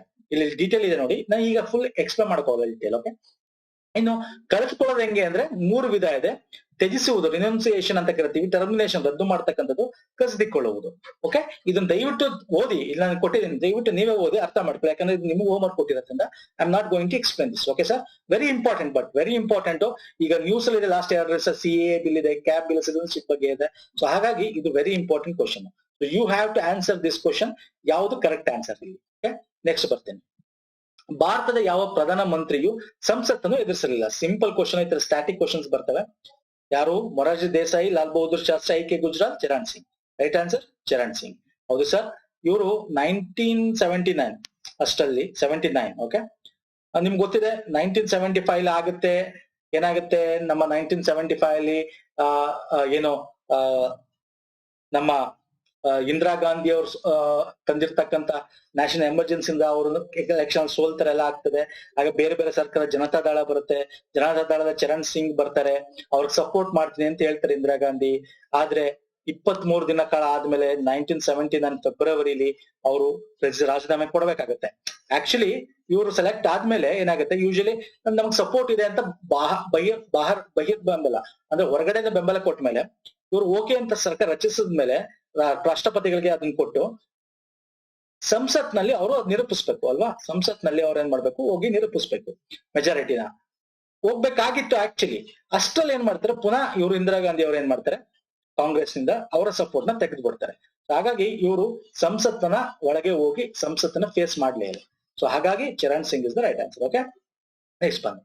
1935 ಭಾರತ ಸರ್ಕಾರದ ಕಾಯ್ದೆ ಒಂದು ಮುಖ್ಯ ದಾಖಲೆಯಾಗಿದೆ. ಯಾಕೆಂದರೆ ಏನು sir? Why very important question. ಯಾಕೆ? ಆನ್ಸರ್ ಹೇಳ್ಬಿಡೋಣ. ಅಖಿಲ ಭಾರತೀಯ ಸಂಯುಕ್ತ ವ್ಯವಸ್ಥೆಗೆ ಅವಕಾಶ ಮಾಡ್ಕೊಡ್ತಿದ್ದು. ಓಕೆ, ಅಖಿಲ ಭಾರತ ಸಂಯುಕ್ತ ವ್ಯವಸ್ಥೆಗೆ ಅವಕಾಶ ಮಾಡ್ಕೊಡ್ತಿದ್ದು. ಮತೀಯ ಆಧಾರದ ಪ್ರತ್ಯೇಕ ಚುನಾವಣಾ ಕ್ಷೇತ್ರ ಸ್ಥಾಪಿಸ್ತಾ ಇಲ್ಲ. ಸೊ ಮತೀಯ ಆಧಾರದ ಪ್ರತ್ಯೇಕ ಚುನಾವಣೆ ಮಾಡ್ಬೇಕು ಅಂದಿದ್ದು ಒಂದು ಕಾಯ್ದೆ, ಆಕ್ಟ್ ಯಾವುದು ಸರ್? 1909 1919 ಯಾವುದು ಹೇಳಿ? ಆನ್ಸರ್ ಮಾಡಿ ಸ್ನೇಹಿತರೆ. You should answer it. Okay, ಯಾವುದು ಅಂತ ನೀವು ಆನ್ಸರ್ ಮಾಡಿ. ನಿಯಂತ್ರಣ ಮಂಡಳಿ ಯಾರು ನೇಮಿಸಿದ್ರು? ಓಕೆ, ನಿಯಂತ್ರಣ ಮಂಡಳಿ ಯಾವ ಕಾಯ್ದೆಯಲ್ಲಿ ಬಂತು? ಯಾವ ಕಾಯ್ದೆ ಬಂತು ಹೇಳಿ? ನಿಯಂತ್ರಣ ಮಂಡಳಿ ಇರಬೇಕು ಅಂತ ಹೇಳಿ ಯಾವ್ದ್ರಲ್ಲಿ ಬಂತು? 1713 18 ಅಂದ್ರೆ regulating act, fit India act, ಅಥವಾ 1858 ಆಕ್ಟ್ ಯಾವುದು ಅಂತ ನೀವು ಕಮೆಂಟ್ ಮಾಡಿ. ಸೊ ನೆಕ್ಸ್ಟ್, ಪ್ರಾಂತ್ಯಗಳಲ್ಲಿ ದ್ವಿದಳ ಸರ್ಕಾರವನ್ನು ಜಾರಿಗೆ ತಂದಿತ್ತು. ಸರ್, ಪ್ರಾಂತ್ಯಗಳಲ್ಲಿ ದ್ವಿದಳ ಸರ್ಕಾರ ಅಂದ್ರೇನು ಅಂದ್ರೆ ಒಂದು ರಿಸರ್ವ್ಡ್ ಇರುತ್ತೆ, ಪ್ರಾಂತ್ಯಗಳಲ್ಲಿ ರಿಸರ್ವ್ಡ್ ಇರುತ್ತೆ. ಯಾರಿಗೆ? ಪ್ರಾಂತ್ಯ. ಈಗ ಒಂದು ಮೈಸೂರು ಪ್ರಾಂತ್ಯ ಇದೆ, ಅವ್ರು ಮಾಡ್ಬೋದು. ಅಲ್ಲೊಬ್ಬ ರಾಜ್ಯಪಾಲನ ಹಾಕಿರ್ತಾನೆ. ಒಂದು ಟ್ರಾನ್ಸ್ಫರಬಲ್ ಇರುತ್ತೆ. ಹೀಗೆ ದ್ವಿಸರ್ಕಾರ, ರಾಜ್ಯಪಾಲರು ಕೂಡ ನಡೆಸ್ಬೋದು ಇಲ್ಲಿ, ಆ ಕಡೆ ರಿಸರ್ವ್ ಪ್ರಾಂತ್ಯದ ಒಬ್ಬ ರಾಜ ಕೂಡ ನಡೆಸ್ಬೋದು. ಹಾಗೆ ಸೊ ಇದು ಯಾವ ಒಂದು ಜಾರಿಗೆ ತಂದಿದ್ದು ಈ ಕಾಯ್ದೆ? ಸೊ ಇದಕ್ಕೆ ದಯವಿಟ್ಟು ನೀವು ಆನ್ಸರ್ ಮಾಡಿ. ನನಗೆ I want you people to be active, ಅದಕ್ಕೆ ನಾನು ನಿಮಗೆ ಕೊಡ್ತಾ ಇದ್ದೀನಿ ಇದು homework. Comment section answer ಮಾಡಿ. Okay sir, fine. ಇದ್ರ ಬಗ್ಗೆ ಡೀಟೇಲ್ ಆಗಿ ನಾವು ಆಲ್ರೆಡಿ ಮಾಡಿದೀವಿ, ನಮ್ಮ ಪ್ಲೇ ಲಿಸ್ಟ್ ಅಲ್ಲಿ ಇದೆ, ನೋಡಿ. Fine sir. ಓಕೆ, ನೆಕ್ಸ್ಟ್ ಬನ್ನಿ. ಲೋಕಸಭೆಯು ವಿಸರ್ಜನೆಗೊಂಡಾಗ ಯಾವ ವ್ಯಕ್ತಿಯು ಮುಂದಿನ ಲೋಕಸಭೆಯ ಪ್ರಥಮ ಸಭೆಗಿಂತ ಮೊದಲು ತನ್ನ ಸ್ಥಾನ ತ್ಯಜಿಸುವುದಿಲ್ಲ? ಅಗೇನ್ ವಿಸರ್ಜನೆ ಆಯ್ತು, ಲೋಕಸಭಾ ವಿಸರ್ಜನೆ ಆಯ್ತು. ನೋಡ್ರ, ಬರೀ ಕಾನ್ಸೆಪ್ಟ್ ಬೇಸ್ ಕ್ವಶನ್ ಸ್ನೇಹಿತರೆ. ಆಗ ಮುಂದಿನ ಲೋಕಸಭೆಗಿಂತ ಪ್ರಥಮ ಸಭೆಗಿಂತ ಮೊದಲು ತನ್ನ ರಾಜೀನಾಮೆ ಕೊಡಲ್ಲ, ಅವನು ತನ್ನ ಸ್ಥಾನ ತ್ಯಜಿಸಲ್ಲ. ಯಾರು ಸರ್? ಸಿಂಪಲ್ ಸರ್, ಇದು ಲೋಕಸಭೆ ಅಧ್ಯಕ್ಷ. ಯಾಕೆ? ಇವರು ಕೂಡ ಸೇಮ್. ಲೋಕಸಭೆ ವಿಸರ್ಜನೆ ಆದ ತಕ್ಷಣ ಇಲ್ಲಿ ಲೋಕಸಭೆ ಅಧ್ಯಕ್ಷ ಯೂಶಲಿ ಅಲ್ಲಿನ ಒಬ್ಬ ಮೆಂಬರ್ ಕೂಡ ಹಾಕಿರ್ತಾರೆ, ಗೊತ್ತಿರಬೇಕಲ್ವಾ? ಮೆಂಬರ್ ಅಂದ್ರೆ ಶಾಸಕ. ಲೋಕಸಭೆ ಅಂದ ತಕ್ಷಣ MP, ಮೆಂಬರ್ ಆಫ್ ಪಾರ್ಲಿಮೆಂಟ್ ಆಗಿರ್ತಾರೆ. ಆದ್ರೂ ಕೂಡ ಅವರು ಅಧ್ಯಕ್ಷರಾಗಿ ಮುಂದುವರೆದಿರ್ತಾರೆ ಯೂಶಲಿ. ಯಾಕೆ? ನೆಕ್ಸ್ಟ್ ಸರ್ಕಾರ ಬಂದಾಗ ಅವ್ರು ಏನ್ ಮಾಡ್ತಾರೆ, ರಿಸೈನ್ ಕೊಟ್ಟು ಹೋಗ್ತಾರೆ ಅವಾಗ. ಸೊ ರಿಸೈನ್ ಕೊಟ್ಟು ಹೋಗ್ತಾರೆ. ಸೊ ಯೂಶಲಿ ಅವರು ರಿಸೈನ್ ಮಾಡಿರಲ್ಲ. ಓಕೆ, ಯಾವ್ದಾದ್ರು ಪೆಂಡಿಂಗ್ಸ್ ಇದ್ರೆ, ಅಕಸ್ಮಾತ್ ನಮ್ಮ ಯಾವ್ದಾದ್ರು ಪಕ್ಷಾಂತರ ನಿಷೇಧ ಕಾಯ್ದೆ ಬಗ್ಗೆ ಆಗಿರ್ಬೋದು, ಏನೋ ಒಂದು ಸಂಸತ್ನಲ್ಲಿ ಏನಾದ್ರು ಪೆಂಡಿಂಗ್ ಇದ್ರೆ ಅದನ್ನ ಮುಗಿಸ್ಕೊಳಕ್ಕೆ ಇರ್ತಾರೆ ಯೂಶಲಿ. ಸೊ ಹಾಗಾಗಿ, ಯಾಕಂದ್ರೆ ಈ ಸರ್ಕಾರ ಹೋಗಿ ನೆಕ್ಸ್ಟ್ ಸರ್ಕಾರ ಬರಕ್ಕಿಂತ ಮುಂಚೆ ಅದನ್ನ ಪಾಸ್ ಮಾಡಿ ಏನಾದ್ರು ಕ್ಲಿಯರ್ ಮಾಡಿ ಇಟ್ಬಿಡ್ಬೇಕು. ಹಾಗಾಗಿ ಯೂಶಲಿ ಅವರು ಏನ್ ಮಾಡ್ತಾರೆ, ತಮ್ಮ ಸ್ಥಾನ ತ್ಯಜಿಸಲ್ಲ, ಅವರು ಆ ಸ್ಥಾನದಲ್ಲಿ ಇರ್ತಾರೆ. Okay, so D is the right answer. Next ಬನ್ನಿ. ರಾಷ್ಟ್ರೀಯ ಹಬ್ಬಗಳ ಆಚರಣೆಯು ಏನನ್ನು ಸಾಧಿಸುತ್ತದೆ? ವೆರಿ ಇಂಪಾರ್ಟೆಂಟ್ ಇದು. ಏನನ್ನ ಹೇಳುತ್ತೆ ರಾಷ್ಟ್ರೀಯ ಹಬ್ಬ ಸರ್? ನೋಡ್ರಿ, ಇದು ಕಾನ್ಸೆಪ್ಟ್ ಬೇಸ್ ಕ್ವಶನ್ ಸರ್. ಭಾವೈಕ್ಯತೆ, ಭದ್ರತೆ, ಸಾಂಸ್ಕೃತಿಕ ವಿಶ್ವಾಸಾರ್ಹತೆ. ಸರ್, ತುಂಬಾ ಜನ ಸಾಂಸ್ಕೃತಿಕ ಅಭಿವೃದ್ಧಿ ಅಂತ ಆಗ್ತೀರಾ. Yes, that is not right answer. ರಾಷ್ಟ್ರೀಯ ಭಾವೈಕ್ಯತೆ, ರಾಷ್ಟ್ರೀಯ ಹಬ್ಬಗಳ ಬಗ್ಗೆ. ಬರೀ ಹಬ್ಬಗಳ ಬಗ್ಗೆ ಸಾಂಸ್ಕೃತಿಕ ಅಭಿವೃದ್ಧಿ ಫೈನ್. ರಾಷ್ಟ್ರೀಯ ಭಾವೈಕ್ಯತೆನ ಮಾಡಕ್ಕೆ ರಾಷ್ಟ್ರೀಯ ಹಬ್ಬಗಳನ್ನ ಮಾಡ್ತೀವಿ ಅಲ್ವಾ. ನಾವು ಗಣರಾಜ್ಯೋತ್ಸವ ಆಗಿರ್ಬೋದು, ಬೇರೆ ಬೇರೆ ರಾಷ್ಟ್ರೀಯ ಹಬ್ಬಗಳಂತ ಯಾವ್ದು ನಾವು ಡಿಕ್ಲೇರ್ ಮಾಡಿರ್ತೀವಿ, ಅದೆಲ್ಲ ನಮ್ಮ ರಾಷ್ಟ್ರೀಯ ಭಾವೈಕ್ಯತೆ, ಏಕತೆಗೋಸ್ಕರ ಒಟ್ಟುಗೆ ಇರಬೇಕು ಅಂತ. ಯಾವುದೇ ಆದ ಜಾತಿ ಧರ್ಮಗಳು ಬೇರೆ ಆಗಿರ್ಬೋದು, ಬೇರೆ ಆಗಿದ್ರು ಕೂಡ ಒಟ್ಟಿಗೆ ನಾವು ರಾಷ್ಟ್ರೀಯ ಭಾವೈಕ್ಯತೆ, ಏಕತೆಯಿಂದ ಇದೀವಿ ಅಂತ ತೋರಿಸ್ಕೊಳ್ಳೋದು. ಫೈನ್. ನೆಕ್ಸ್ಟ್ ಬನ್ನಿ, ಪಂಚಶೀಲ ತತ್ವಗಳು ಯಾವ ಮೌಲ್ಯವನ್ನು ಆಧರಿಸಿವೆ? Very very important. Okay, Panchsheel treaty ಅಂತಾನೆ ಮಾಡ್ಕೊಂಡಿದ್ವಿ ಅಲ್ವಾ. ಯಾವ್ದದು ರಾಜನೈತಿಕ ತತ್ವಗಳ ಮೌಲ್ಯ ಇದೆಯಾ ಅದರಲ್ಲಿ? ರಾಷ್ಟ್ರೀಯ ಮೌಲ್ಯನ, ಅಂತಾರಾಷ್ಟ್ರೀಯ ಸಹಭಾಗಿತ್ವನ, ಸಮಾಜವಾದಿ ಮೌಲ್ಯನ? ಸರ್ ಸಿಂಪಲ್, ರಾಷ್ಟ್ರೀಯ ಮೌಲ್ಯಕ್ಕೂ ಪಂಚಶೀಲ ತತ್ವಕ್ಕೂ ಸಂಬಂಧ ಇಲ್ಲ. ಅದು ಅಂತಾರಾಷ್ಟ್ರೀಯವಾಗಿ ಅವ್ರವ್ರಿಗೆ ಗೌರವಕ್ಕೋಸ್ಕರ ಇರೋದು. So C is the right answer. ರಾಜನೈತಿಕ ತತ್ವ ಮೌಲ್ಯನೂ ಅಲ್ಲ, ಸಮಾಜವಾದಿ ಮೌಲ್ಯನೂ ಅಲ್ಲ. So C is the right answer. ಯಾವ್ದಾದ್ರೆ ಪಂಚಶೀಲ ತತ್ವಗಳು? ಪರಸ್ಪರ ಒಂದೇ ಪಾಯಿಂಟ್. ಪಂಚಶೀಲ ಅಂದ್ರೆ 3 ಪಾಯಿಂಟ್ಸ್, 5 ಪಾಯಿಂಟ್ಸ್ ಇದೆ. ಯಾವುದು? ಶಾಂತಿಯುತವಾಗಿ ಸಹಬಾಳ್ವೆ ಮಾಡ್ಬೇಕು ಪಕ್ಕದವ್ರ ಜೊತೆ. ಓಕೆ, ಪರಸ್ಪರ ಸಮಾನತೆ ಮತ್ತೆ ಪರಸ್ಪರ ಲಾಭ. ಅಂದ್ರೆ ನಾವು ಏನೇ ನಮ್ಗೆ ನಿಮ್ಗೆ ಏನಾದ್ರು ಮಾಡೋದಾಗಿದ್ರು ಪರಸ್ಪರ ಲಾಭ ಹಂಗಿರ್ಬೇಕು. ಒಬ್ರಿಗೆ ಲಾಭ ಒಬ್ರಿಗೆ ಲಾಸ್ ಅಂತ ಇರಬಾರ್ದು. ಮತ್ತೆ ಪರಸ್ಪರ ಆಂತರಿಕ ವ್ಯವಹಾರಗಳಿಗೆ ಹಸ್ತಕ್ಷೇಪ ಮಾಡಬಾರ್ದು. ನಾವು ನಿಮ್ಮ ಆಂತರಿಕ ವ್ಯವಹಾರಕ್ಕೆ ಹಸ್ತಕ್ಷೇಪ ಮಾಡಲ್ಲ, ನಿಮ್ಮ ಜಗಳಕ್ಕಾಗ್ಲಿ, ನಿಮ್ಮ ಇದಕ್ಕಾಗ್ಲಿ, ನಿಮ್ಮ ಇಶ್ಯೂಸ್ಗಾಗ್ಲಿ ನೀವು ನಮ್ದಕ್ ಮಾಡಬಾರ್ದು. ಪರಸ್ಪರ ವಿರುದ್ಧದ ಆಕ್ರಮಣಶೀಲತೆ, ನೀವು ನಮ್ಮ ಮೇಲೆ ಆಕ್ರಮಣ ಮಾಡಬಾರ್ದು, ನಾವು ನಿಮ್ಮ ಮೇಲೆ ಆಕ್ರಮಣ. ಶಾಂತಿಯಾಗಿರ್ಬೇಕು, ಶಾಂತಿ ಸಹಬಾಳ್ವೆಯಿಂದ ಕೂಡಬೇಕು. ಪರಸ್ಪರ ಪ್ರಾದೇಶಿಕ ಸಮಗ್ರತೆ, ಅಂದ್ರೆ ನಿಮಗೆ ನಾವು ರೆಸ್ಪೆಕ್ಟ್ ಕೊಡ್ತೀವಿ, ನಿಮ್ಮ ಸಾರ್ವಭೌಮತೆಗೆ ಧಕ್ಕೆ ಮಾಡಲ್ಲ. As a whole country, whole identity ಕೊಟ್ಟಾಗ ನಮ್ಗೆ ಗೌರವಿಸ್ಬೇಕು ನೀವು ಅಂತ. ಸೊ ಇದು ಮುಖ್ಯವಾಗಿ 5 ಪಂಚಶೀಲ ತತ್ವಗಳು. ನ್ಯಾಪ್ಲೆಟ್ ಸ್ನೇಹಿತರೆ. ಓಕೆ, ನೆಕ್ಸ್ಟ್ ಬನ್ನಿ. ಈ ಕೆಳಗೆ ನೋಡಿ, ಸಂಪತ್ತಿನ ಸಮಾನ ಹಂಚಿಕೆಯು ಯಾವ ಮೌಲ್ಯವನ್ನು ಸೂಚಿಸ್ತದೆ? ಸರ್ ಇದು ಕೂಡ ಪಿಸಿ ಬಂದಿರೋದು. ಯಾವ್ದು ಸರ್ ಸಂಪತ್ತಿನ ಸಮಾನ ಹಂಚಿಕೆ ಅಂದ್ರೆ ಏನು ಸರ್? ಯಾವ ಮೌಲ್ಯ? ಇವೆಲ್ಲ ಯಾಕೆ ಯಾವ್ದು ರೆಡಿ ಬರುತ್ತೆ ಗೊತ್ತಾ? ನಮ್ಮ ಸಂವಿಧಾನದ ಲಕ್ಷಣಗಳಲ್ಲಿ ನಾವು ಇದ್ರ ಬಗ್ಗೆ ಡಿಸ್ಕಸ್ ಮಾಡ್ತಾ ಹೋಗ್ತೀವಿ. ಸಂವಿಧಾನದ ಲಕ್ಷಣಗಳು, ಫೀಚರ್ಸ್ ಆಫ್ ಇಂಡಿಯನ್ ಕಾನ್ಸ್ಟಿಟ್ಯೂಷನ್ ಅಲ್ಲಿ. ಓಕೆ, ಸೊ ಅಲ್ಲಿ ನಾವು ಜಾತ್ಯತೀತ, ಸಮಾಜತೆ ಮತ್ತೆ ಮುನ್ನುಡಿ ಅಥವಾ ಮುನ್ನುಡಿಲಿ ನಾವು ಇದ್ರ ಬಗ್ಗೆ ಡಿಸ್ಕಸ್ ಮಾಡ್ತೀವಿ ಈ ಡೀಪ್ ಆಗಿ. ಸೊ ಅಲ್ಲಿ ಈ ಕಾನ್ಸೆಪ್ಟ್ಸ್ ಎಲ್ಲ ಕ್ಲಿಯರ್ ಆಗ್ತಾ ಹೋಗುತ್ತೆ. ಯಾವಾಗ್ಲೂ ಪ್ರಿಯಾಂಬಲ್ ಮತ್ತೆ ಫೀಚರ್ಸ್, ಲಕ್ಷಣಗಳನ್ನ ತಿಳ್ಕೊಬೇಕು ಫಸ್ಟ್. ಅವೆರಡು ವಿಡಿಯೋ ಮಾಡಿಲ್ಲ, ನಾನು ಮಾಡ್ತೀನಿ. ಸೊ ಅವೆರಡು ವಿಡಿಯೋ ನೀವು ತಿಳ್ಕೊಂಡ್ಬಿಟ್ರೆ ಸಂವಿಧಾನ ಹ್ಯಾಸ್ ಅ ಹೋಲ್ ನಿಮ್ಗೆ ಕಂಪ್ಲೀಟ್ ಆಗಿ ಮೇಲ್ಮೈ ಹೆಂಗಿದೆ ಏನು ಅಂತ ಡೀಟೇಲ್ ಆಗಿ ಅರ್ಥ ಆಗ್ಬಿಡುತ್ತೆ. ಓಕೆ, ಆಪ್ಷನ್ ಬರೋಣ. ಪ್ರಜಾಪ್ರಭುತ್ವ, ವೈಜ್ಞಾನಿಕ ಮನೋಭಾವ, ಜಾತ್ಯತೀತ, ಸಮಾಜವಾದ. ಸಂಪತ್ತಿನ ಸಮಾನ ಹಂಚಿಕೆ ಸಮಾಜವಾದದ ಬಗ್ಗೆ ಮಾತಾಡುತ್ತೆ ಸರ್. ಜಾತಿ ಬಗ್ಗೆ ಅಲ್ಲ, ವೈಜ್ಞಾನಿಕ ಅಲ್ಲ, ಪ್ರಜಾಪ್ರಭುತ್ವ ಅಲ್ಲ. ಸಂಪತ್ತಿನ ಸಮಾಜ ಹಂಚಿಕೆ ಅಂದ್ರೆ ಅರ್ಥ ಏನು ಸರ್? ನಮ್ಮ ಕಮ್ಯುನಿಸ್ಟ್ ಪಾರ್ಟಿಗಳು ಅದನ್ನೇ ಹೇಳೋದು, ಸಮಾನವಾಗಿ ಹಂಚಿಕೆ ಆಗ್ಬೇಕು, ಎಲ್ಲರೂ ಬಡವರು ಶ್ರೀಮಂತರು ಇರಬಾರ್ದು. ನಮ್ದು ಮಿಕ್ಸ್ಡ್ ಎಕಾನಮಿ. ಕಮ್ಯುನಿಸ್ಟ್ ಅಲ್ಲಿ ಹೆಂಗಾಗತ್ತೆ, ಈಗ ಚೀನಾ ಅಲ್ಲಿ ಅದ್ರದ್ದು ಎಲ್ಲಾನು ಸರ್ಕಾರ ನೋಡ್ಕೊಳ್ಳುತ್ತೆ, ಸರ್ಕಾರ ಸುಪರ್ದಿ ಇರುತ್ತೆ. ಯಾರು ಶ್ರೀಮಂತ ಬಡವ ಅಂತ ಇರಬಾರ್ದು, ಎಲ್ಲರಿಗೂ ಸರ್ಕಾರ ಕೊಡುತ್ತೆ. ಇದು ಸಮಾಜವಾದದ ಒಂದು ಧ್ಯೇಯ, ಮೌಲ್ಯ. ಯಾವ್ದು? ಸಂಪತ್ತಿನ ಸಮಾನ ಹಂಚಿಕೆ ಅಲ್ವಾ. ನಮ್ಮ ರಷ್ಯಾಗಳಲ್ಲಿ ಅವಾಗೆಲ್ಲ ನಡೆದಿದ್ಯಾ? ಇದೇ ತಾನೇ ಕಮ್ಯುನಿಸ್ಟೇ ನಡೆದಿದ್ದವಾಗ ಅಲ್ವಾ. ಬನ್ನಿ, ಈ ಕೆಳಗಿನಲ್ಲಿ ಯಾವುದು ಭಾರತದ ಚುನಾವಣಾ ಆಯೋಗದ ಕರ್ತವ್ಯ ಅಲ್ಲ? ಯಾವ್ದು ಕರ್ತವ್ಯ ಅಲ್ಲ ಸರ್ ಚುನಾವಣಾ ಆಯೋಗದ್ದು? Very important question this is also. ಯಾವುದು ಕರ್ತವ್ಯ ಅಲ್ಲ? ರಾಜಕೀಯ ಪಕ್ಷಗಳಿಗೆ ಮಾನ್ಯತೆ ನೀಡುವುದು, ಎಸ್ ಇದು ಕರ್ತವ್ಯ. ಕೆಳಗಡೆಯಿಂದ ಬಂದ್ಬಿಡ ಬನ್ನಿ. ಚುನಾವಣಾ ಕ್ಷೇತ್ರಗಳನ್ನು ನಿಗದಿಪಡಿಸುವುದು ಮತ್ತು ಮತದಾರರ ಪಟ್ಟಿ ಸಿದ್ಧಪಡಿಸುವುದು, ಎಸ್ ಅದು ಕರ್ತವ್ಯ. ಚುನಾವಣೆಗೆ ನಿಯಮಗಳು ಮತ್ತು ನಿರ್ದೇಶನಗಳು ನೀಡುವುದು, ಎಸ್ ಕರ್ತವ್ಯ. ಅಭ್ಯರ್ಥಿಗಳಿಗೆ ಪ್ರಚಾರ ಮಾಡಲು ಹಣ ನೀಡುವುದು, ಇದು ಆಕ್ಚುಲಿ ಡಿಸ್ಕಷನ್ ನಡೀತಾ ಇದೆ, ಇನ್ನೂ ಆಗಿಲ್ಲ. ಓಕೆ, ಅಂದ್ರೆ ಸರ್ಕಾರನೇ, ಯಾಕಂದ್ರೆ ಈ ಬ್ಲಾಕ್ ಮನಿ ಇವೆಲ್ಲ ತಡಿಬೇಕು ಅಂತೇಳಿ ಏನ್ ಮಾಡ್ತಾರೆ, ಕಪ್ಪು ಹಣನ ಸರ್ಕಾರದ ಚುನಾವಣೆಗೆ ಇಷ್ಟು ನಿಗದಿಷ್ಟು ಒಂದು ಅಮೌಂಟ್ ಕೊಡ್ತಾ ಬರಬೇಕು. ಯಾರಿಗೆ? ಅಲ್ಲಿ ಚುನಾವಣೆ ನಿಂತಿರೋರ್ಗೆ. ಸೊ ಇದು ನಡೀತಾ ಇದೆ. ಸೊ ಇಷ್ಟೊಂದು ಚುನಾವಣೆ ಮಾಡ್ಬೇಕು ಅಂತ. ಸೊ ಇದು ನಡೀತಾ ಇದೆ. ಅವಾಗ ಬ್ಲಾಕ್ ಮನಿ ತಪ್ಪಿಸ್ಬೋದು ಅಂತ ಲೆಟ್ ಅಸ್ ಸಿ. ಓಕೆ, ಇವಾಗ ಅಟ್ ಪ್ರೆಸೆಂಟ್ ಇದಿಲ್ಲ. ಸೊ ಇದು ಚುನಾವಣಾ ಆಯೋಗದ ಕರ್ತವ್ಯ ಅಲ್ಲ. So option B is the right answer. So this is the right answer. Okay, next ಬನ್ನಿ. ಭಾರತ ಸಂವಿಧಾನದಲ್ಲಿ ಉಪ ಪ್ರಧಾನಿ ಹುದ್ದೆಗೆ ಅವಕಾಶ ಇದೆಯಾ ಸರ್? ಉಪ ಪ್ರಧಾನಿ ಹುದ್ದೆಗೆ ಓಕೆ. ಉಪ ಮುಖ್ಯಮಂತ್ರಿಗೆ ಅವಕಾಶ ಇದೆಯಾ? ಮುಖ್ಯಮಂತ್ರಿಗೆ ಅವಕಾಶ ಇದೆಯಾ? ಇಲ್ಲ ಸರ್. ಸಂವಿಧಾನಾತ್ಮಕ ಸ್ಥಾನ ಅಲ್ಲ. ಪ್ರಧಾನ ಆಗ್ಲಿ ಮುಖ್ಯಮಂತ್ರಿ ಆಗ್ಲಿ ಅಲ್ಲ. ಅಂದ್ರೆ ಇದು ನಾವು ಮಾಡ್ಕೊಂಡಿರೋದು, ಸಂವಿಧಾನಾತ್ಮಕವಾಗಿ ಇಲ್ಲ. ಹಾಗಾದ್ರೂ ಕೂಡ ಇವ್ರಿಗೆ ಸಂವಿಧಾನಿಕ ಸ್ಥಾನಮಾನ ಕೊಡ್ತಾರೆ, ಕಾರ್ ಕೊಡ್ತಾರೆ, ಬಂಗ್ಲೆ ಕೊಡ್ತಾರೆ. ಯಾಕೆ ಕೊಡ್ತಾರೆ ಕಾರು ಬಂಗಲೆ? ಅಂದ್ರೆ ಬರೀ ಉಪ ಮುಖ್ಯಮಂತ್ರಿ, ಬರೀ ಉಪ ಪ್ರಧಾನ ಮಂತ್ರಿ ಅಂದ್ರೆ ಕೊಡಂಗಿಲ್ಲ.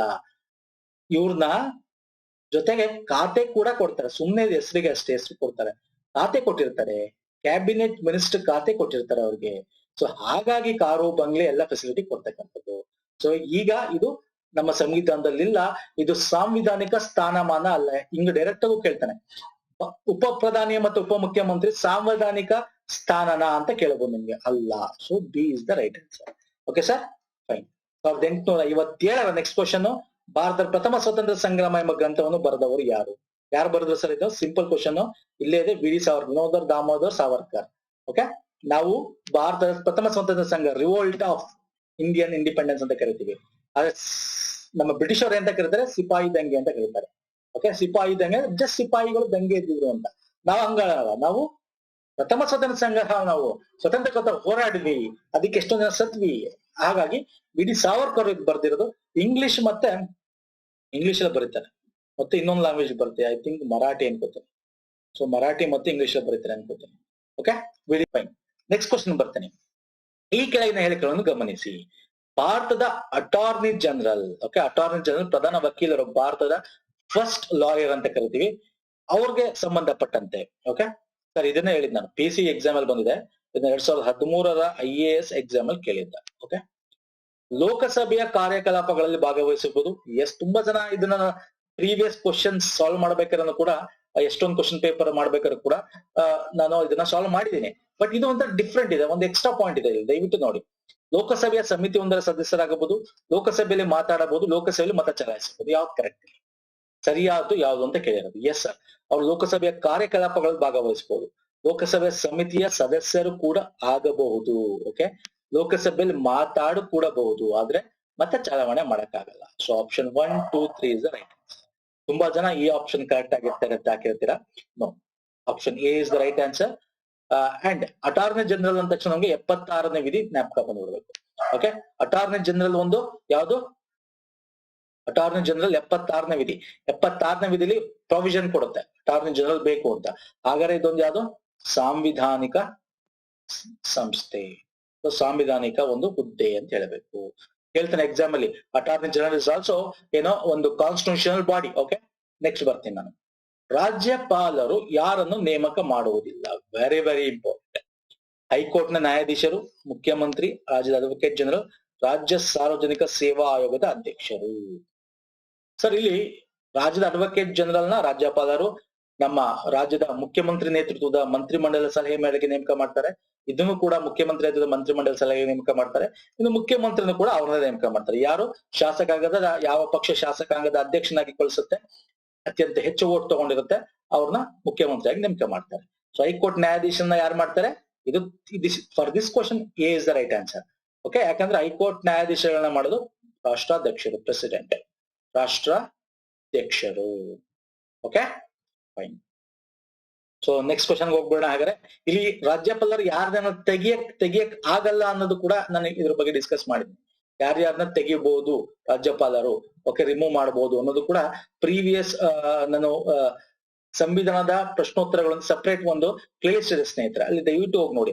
ಈಗ ಎಲ್ಲಾ ರೀತಿ ರಾಜ್ಯಪಾಲರಾಗಿರ್ಬೋದು, ಈಗ ಲಾಸ್ಟ್ ವೀಕ್ ಅಲ್ಲಿ ಕೂಡ ನ್ಯಾಯಾಂಗ ವ್ಯವಸ್ಥೆ ಬಗ್ಗೆ ಒಂದಷ್ಟು MCQs ಪ್ರಶ್ನೋತ್ತರ ಡಿಸ್ಕಸ್ ಮಾಡಿದೆ, ಇವನ್ ಅಲ್ಲೂ ಕೂಡ ಡಿಸ್ಕಸ್ ಮಾಡ್ತೀನಿ. ಓಕೆ, ನೆಕ್ಸ್ಟ್ ಕ್ವಶನ್ ಬಂದ್ಬಿಡ್ತೇನೆ.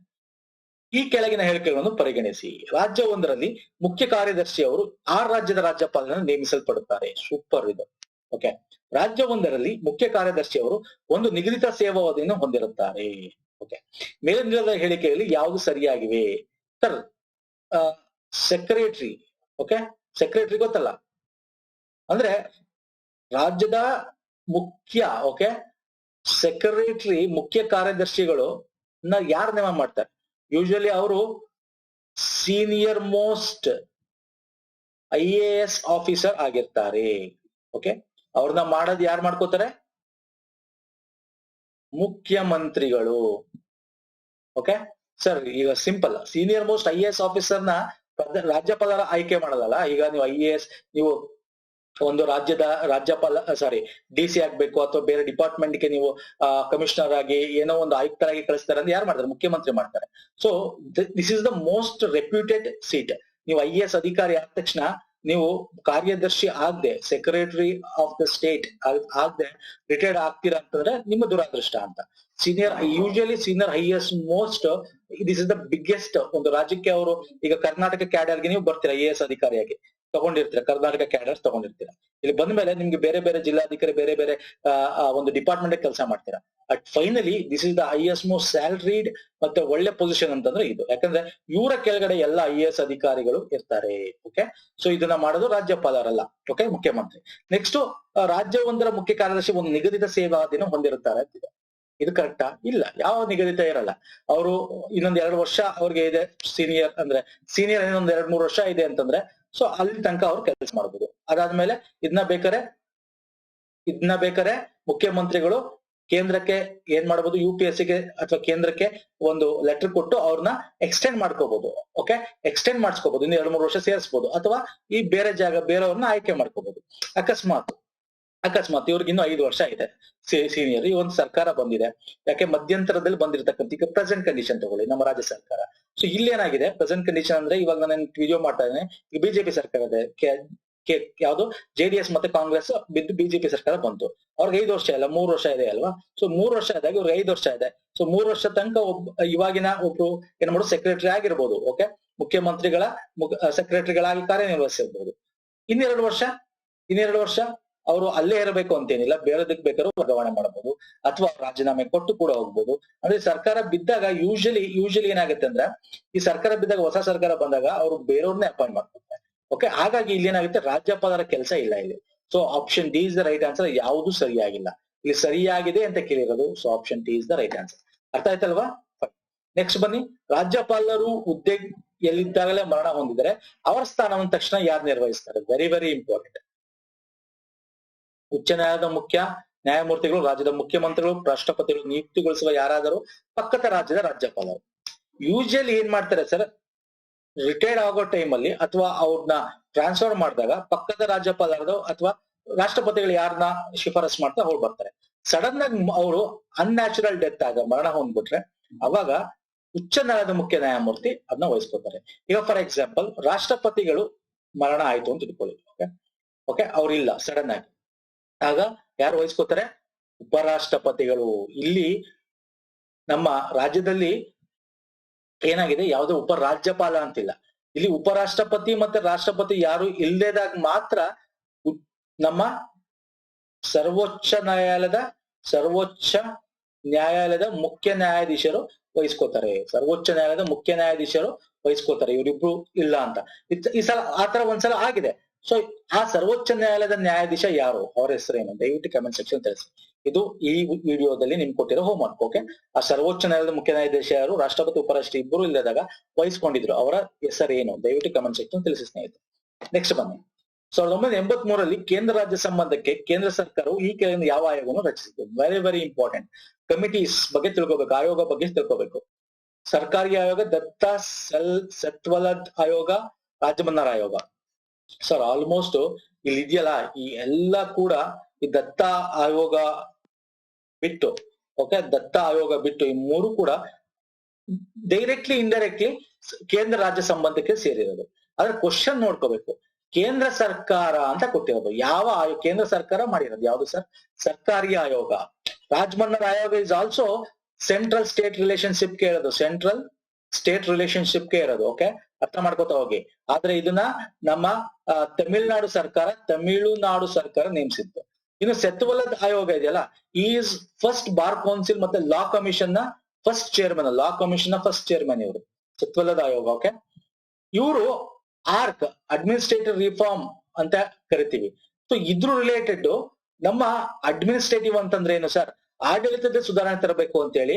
ಈ ಸುಧಾರಣೆ ತರಬೇಕು ಅಂದ್ರೆ ರಾಜ್ಯ ಮತ್ತೆ ಕೇಂದ್ರ ಸರ್ಕಾರದ ಒಂದಷ್ಟು ಸಂಬಂಧಂತ ಒಂದಷ್ಟು ಕಾರ್ಯಗಳು ಏನ್ಬೇಕು, ರಿಫಾರ್ಮ್ ಸುಧಾರಣೆ ಆಗ್ಬೇಕು ಅಂತ ಕೂಡ ಇವರು ಕೂಡ ಹೇಳ್ತಾರೆ. ಸರ್ಕಾರಿ ಆಯೋಗ ಕೇಂದ್ರ ಸರ್ಕಾರನೇ ಅದ ಮಾಡಿರ್ತಕ್ಕಂಥದ್ದು. ದತ್ತ ಆಯೋಗ ಬಂದ್ರೆ ಸರ್, ದತ್ತ ಆಯೋಗ ಬಂದು ನಿಮ್ಗೆ ಇಂಡಸ್ಟ್ರಿ ಕೈಗಾರಿಕಾ ಲೈಸೆನ್ಸ್ ಬಗ್ಗೆ, ಇಂಡಸ್ಟ್ರೀಸ್ ಲೈಸೆನ್ಸ್ ಬಗ್ಗೆ, ಕೈಗಾರಿಕೆಯ ಒಂದು ಲೈಸೆನ್ಸ್ ಬಗ್ಗೆ ರಿಫಾರ್ಮೇಶನ್ ತರಕ್ಕೋಸ್ಕರ, ಅಂದ್ರೆ ಈಸಿಯಾಗಿ ಸಿಗ್ಬೇಕು ಕೈಗಾರಿಕೆ ಲೈಸೆನ್ಸ್ಗಳು. ಬೇರೆ ಕಂಪನೀಸ್ಗಳು ಓಪನ್ ಮಾಡಕ್ ಬಂದ್ರೆ, ಕೈಗಾರಿಕೆ ಓಪನ್ ಮಾಡಕ್ ಬಂದ್ರೆ ಅವ್ರಿಗೆ ಬೇಗ ಸಿಗ್ಬೇಕು ಅನ್ನೋದಕ್ಕೆ ಒಂದಷ್ಟು ರಿಫಾರ್ಮ್ ಸುಧಾರಣೆ ತರಕ್ಕೆ ಹೇಳಿರ್ತಕ್ಕಂಥ ಆಯೋಗ ಅದು. ಓಕೆ, ಅರ್ಥ ಆಯ್ತಲ್ವ ಪ್ರತಿಯೊಂದು? ಫೈನ್. ನೆಕ್ಸ್ಟ್ ಬನ್ನಿ ಸ್ನೇಹಿತರೆ, ನಮ್ಮ ಸಂವಿಧಾನದ ಈ ಭಾಗವನ್ನು ಐರಿಷ್ ಸಂವಿಧಾನದ ಪಡೆಯಲಾಗಿದೆ. ಯಾವುದು ಸರ್? ರಾಜ್ಯ ನಿರ್ದೇಶಕ ತತ್ವಗಳು. Yes, directive principle of state policy ಅಂತ ಕರಿತೀವಿ. ಹೌದು. ರಾಜೇಂದ್ರ ತತ್ವಗಳನ್ನ ನಾವು ಐರಿಷ್ ಇಂದ ತಗೊಂಡಿರ್ತಕ್ಕಂಥದ್ದು. ಹಾಗಾದ್ರೆ ಇದು ಸ್ವತಂತ್ರ ಮತ್ತು ಏಕೀಕೃತ ನ್ಯಾಯಾಂಗ ವ್ಯವಸ್ಥೆ ಎಲ್ಲಿಂದ ತಗೊಂಡಿದೀವಿ? ಮೂಲಭೂತ ಹಕ್ಕುಗಳು ಎಲ್ಲಿಂದ ತಗೊಂಡಿದೀವಿ? ಇದೆರಡನ್ನೂ ಸರ್ ನಾವು US United States of America ತಗೊಂಡಿದೀವಿ. ಕರ್ತವ್ಯಗಳನ್ನ ಎಲ್ಲ ತಗೊಂಡಿದೀವಿ USSR ಅಥವಾ ರಷ್ಯಾದಿಂದ ತಗೊಂಡಿದೀವಿ. ಓಕೆ, ಸೊ ಇದೆಲ್ಲ ವೆರಿ ಇಂಪಾರ್ಟೆಂಟ್. ಎಲ್ಲಿಂದ ಯಾವ್ದು ಎರವನ್ನು ಪಡ್ಕೊಂಡಿದೀವಿ ಅಂತ ಕೂಡ ಎಕ್ಸಾಮ್ ಅಲ್ಲಿ ಕೇಳ್ತಾನೆ ಸ್ನೇಹಿತರೆ. ಇದ್ರ ಬಗ್ಗೆನೂ ಕೂಡ ಮಾಡಿದೀನಿ ಸರ್, ವಿಡಿಯೋ ಇದೆ, ಹೇಳಿದ್ನಲ್ಲ, ಸೆಪರೇಟ್ ಪ್ಲೇ ಲಿಸ್ಟ್ ಇದೆ, ಒಂದು ಚಾಪ್ಟರ್ ವೈಸ್ ಇದೆ, ಇನ್ನೊಂದು ಪ್ಲೇ ಲಿಸ್ಟ್ ನಿಮ್ಗೆ ಈ ರೀತಿ ಕ್ವಶನ್ಸ್ ಗಳನ್ನ ಅನಲೈಸ್ ಮಾಡಿರ್ತಕ್ಕಂಥ ಪ್ಲೇ ಲಿಸ್ಟ್ ಇದೆ. ಅಲ್ಲೂ ಕೂಡ ನಿಮ್ಗೆ 10 ರಿಂದ 11 ವಿಡಿಯೋ ಸಿಗುತ್ತೆ. ಫೈನ್, ಬನ್ನಿ. IPC ಭಾರತೀಯ ದಂಡ ಸಂಹಿತೆ. ಎಸ್, ಇದನ್ನ ಈಗ ಲಾಸ್ಟ್ ವಿಡಿಯೋ ಇದ್ರ ಬಗ್ಗೆನೇ ಮಾಡಿದ್ದೆ ನಾನು. ಮುಖ್ಯವಾದ ದಂಡ ಸಂಹಿತೆಗಳು ನ್ಯೂಸ್ ಅಲ್ಲಿ ಇದ್ದಿದ್ದು ಯಾವುದು ಅಂತ. ಇದು ಕೂಡ PCPSI ಅಲ್ಲಿ ಕೇಳಿರ್ತಕ್ಕಂಥ ಪ್ರಶ್ನೆ. ಕಾಲಂ 376 ಒಂದು ಸೆಕ್ಷನ್ 376 ಯಾವ್ದಕ್ಕೆ ಸಂಬಂಧಪಟ್ಟಿದೆ? ಲೈಂಗಿಕ ಕಿರುಕುಳ, ಕೊಲೆ, ಅತ್ಯಾಚಾರ ಅಥವಾ ಅಪಹರಣ ಅಂತ ಕೂಡ ಬೇಕಾಗಬಹುದು. ರೈಟ್ ಆನ್ಸರ್ ಯಾವುದು ಸರ್? ಅತ್ಯಾಚಾರಕ್ಕೆ ಸಂಬಂಧಪಟ್ಟಿರ್ತಕ್ಕಂಥದ್ದು.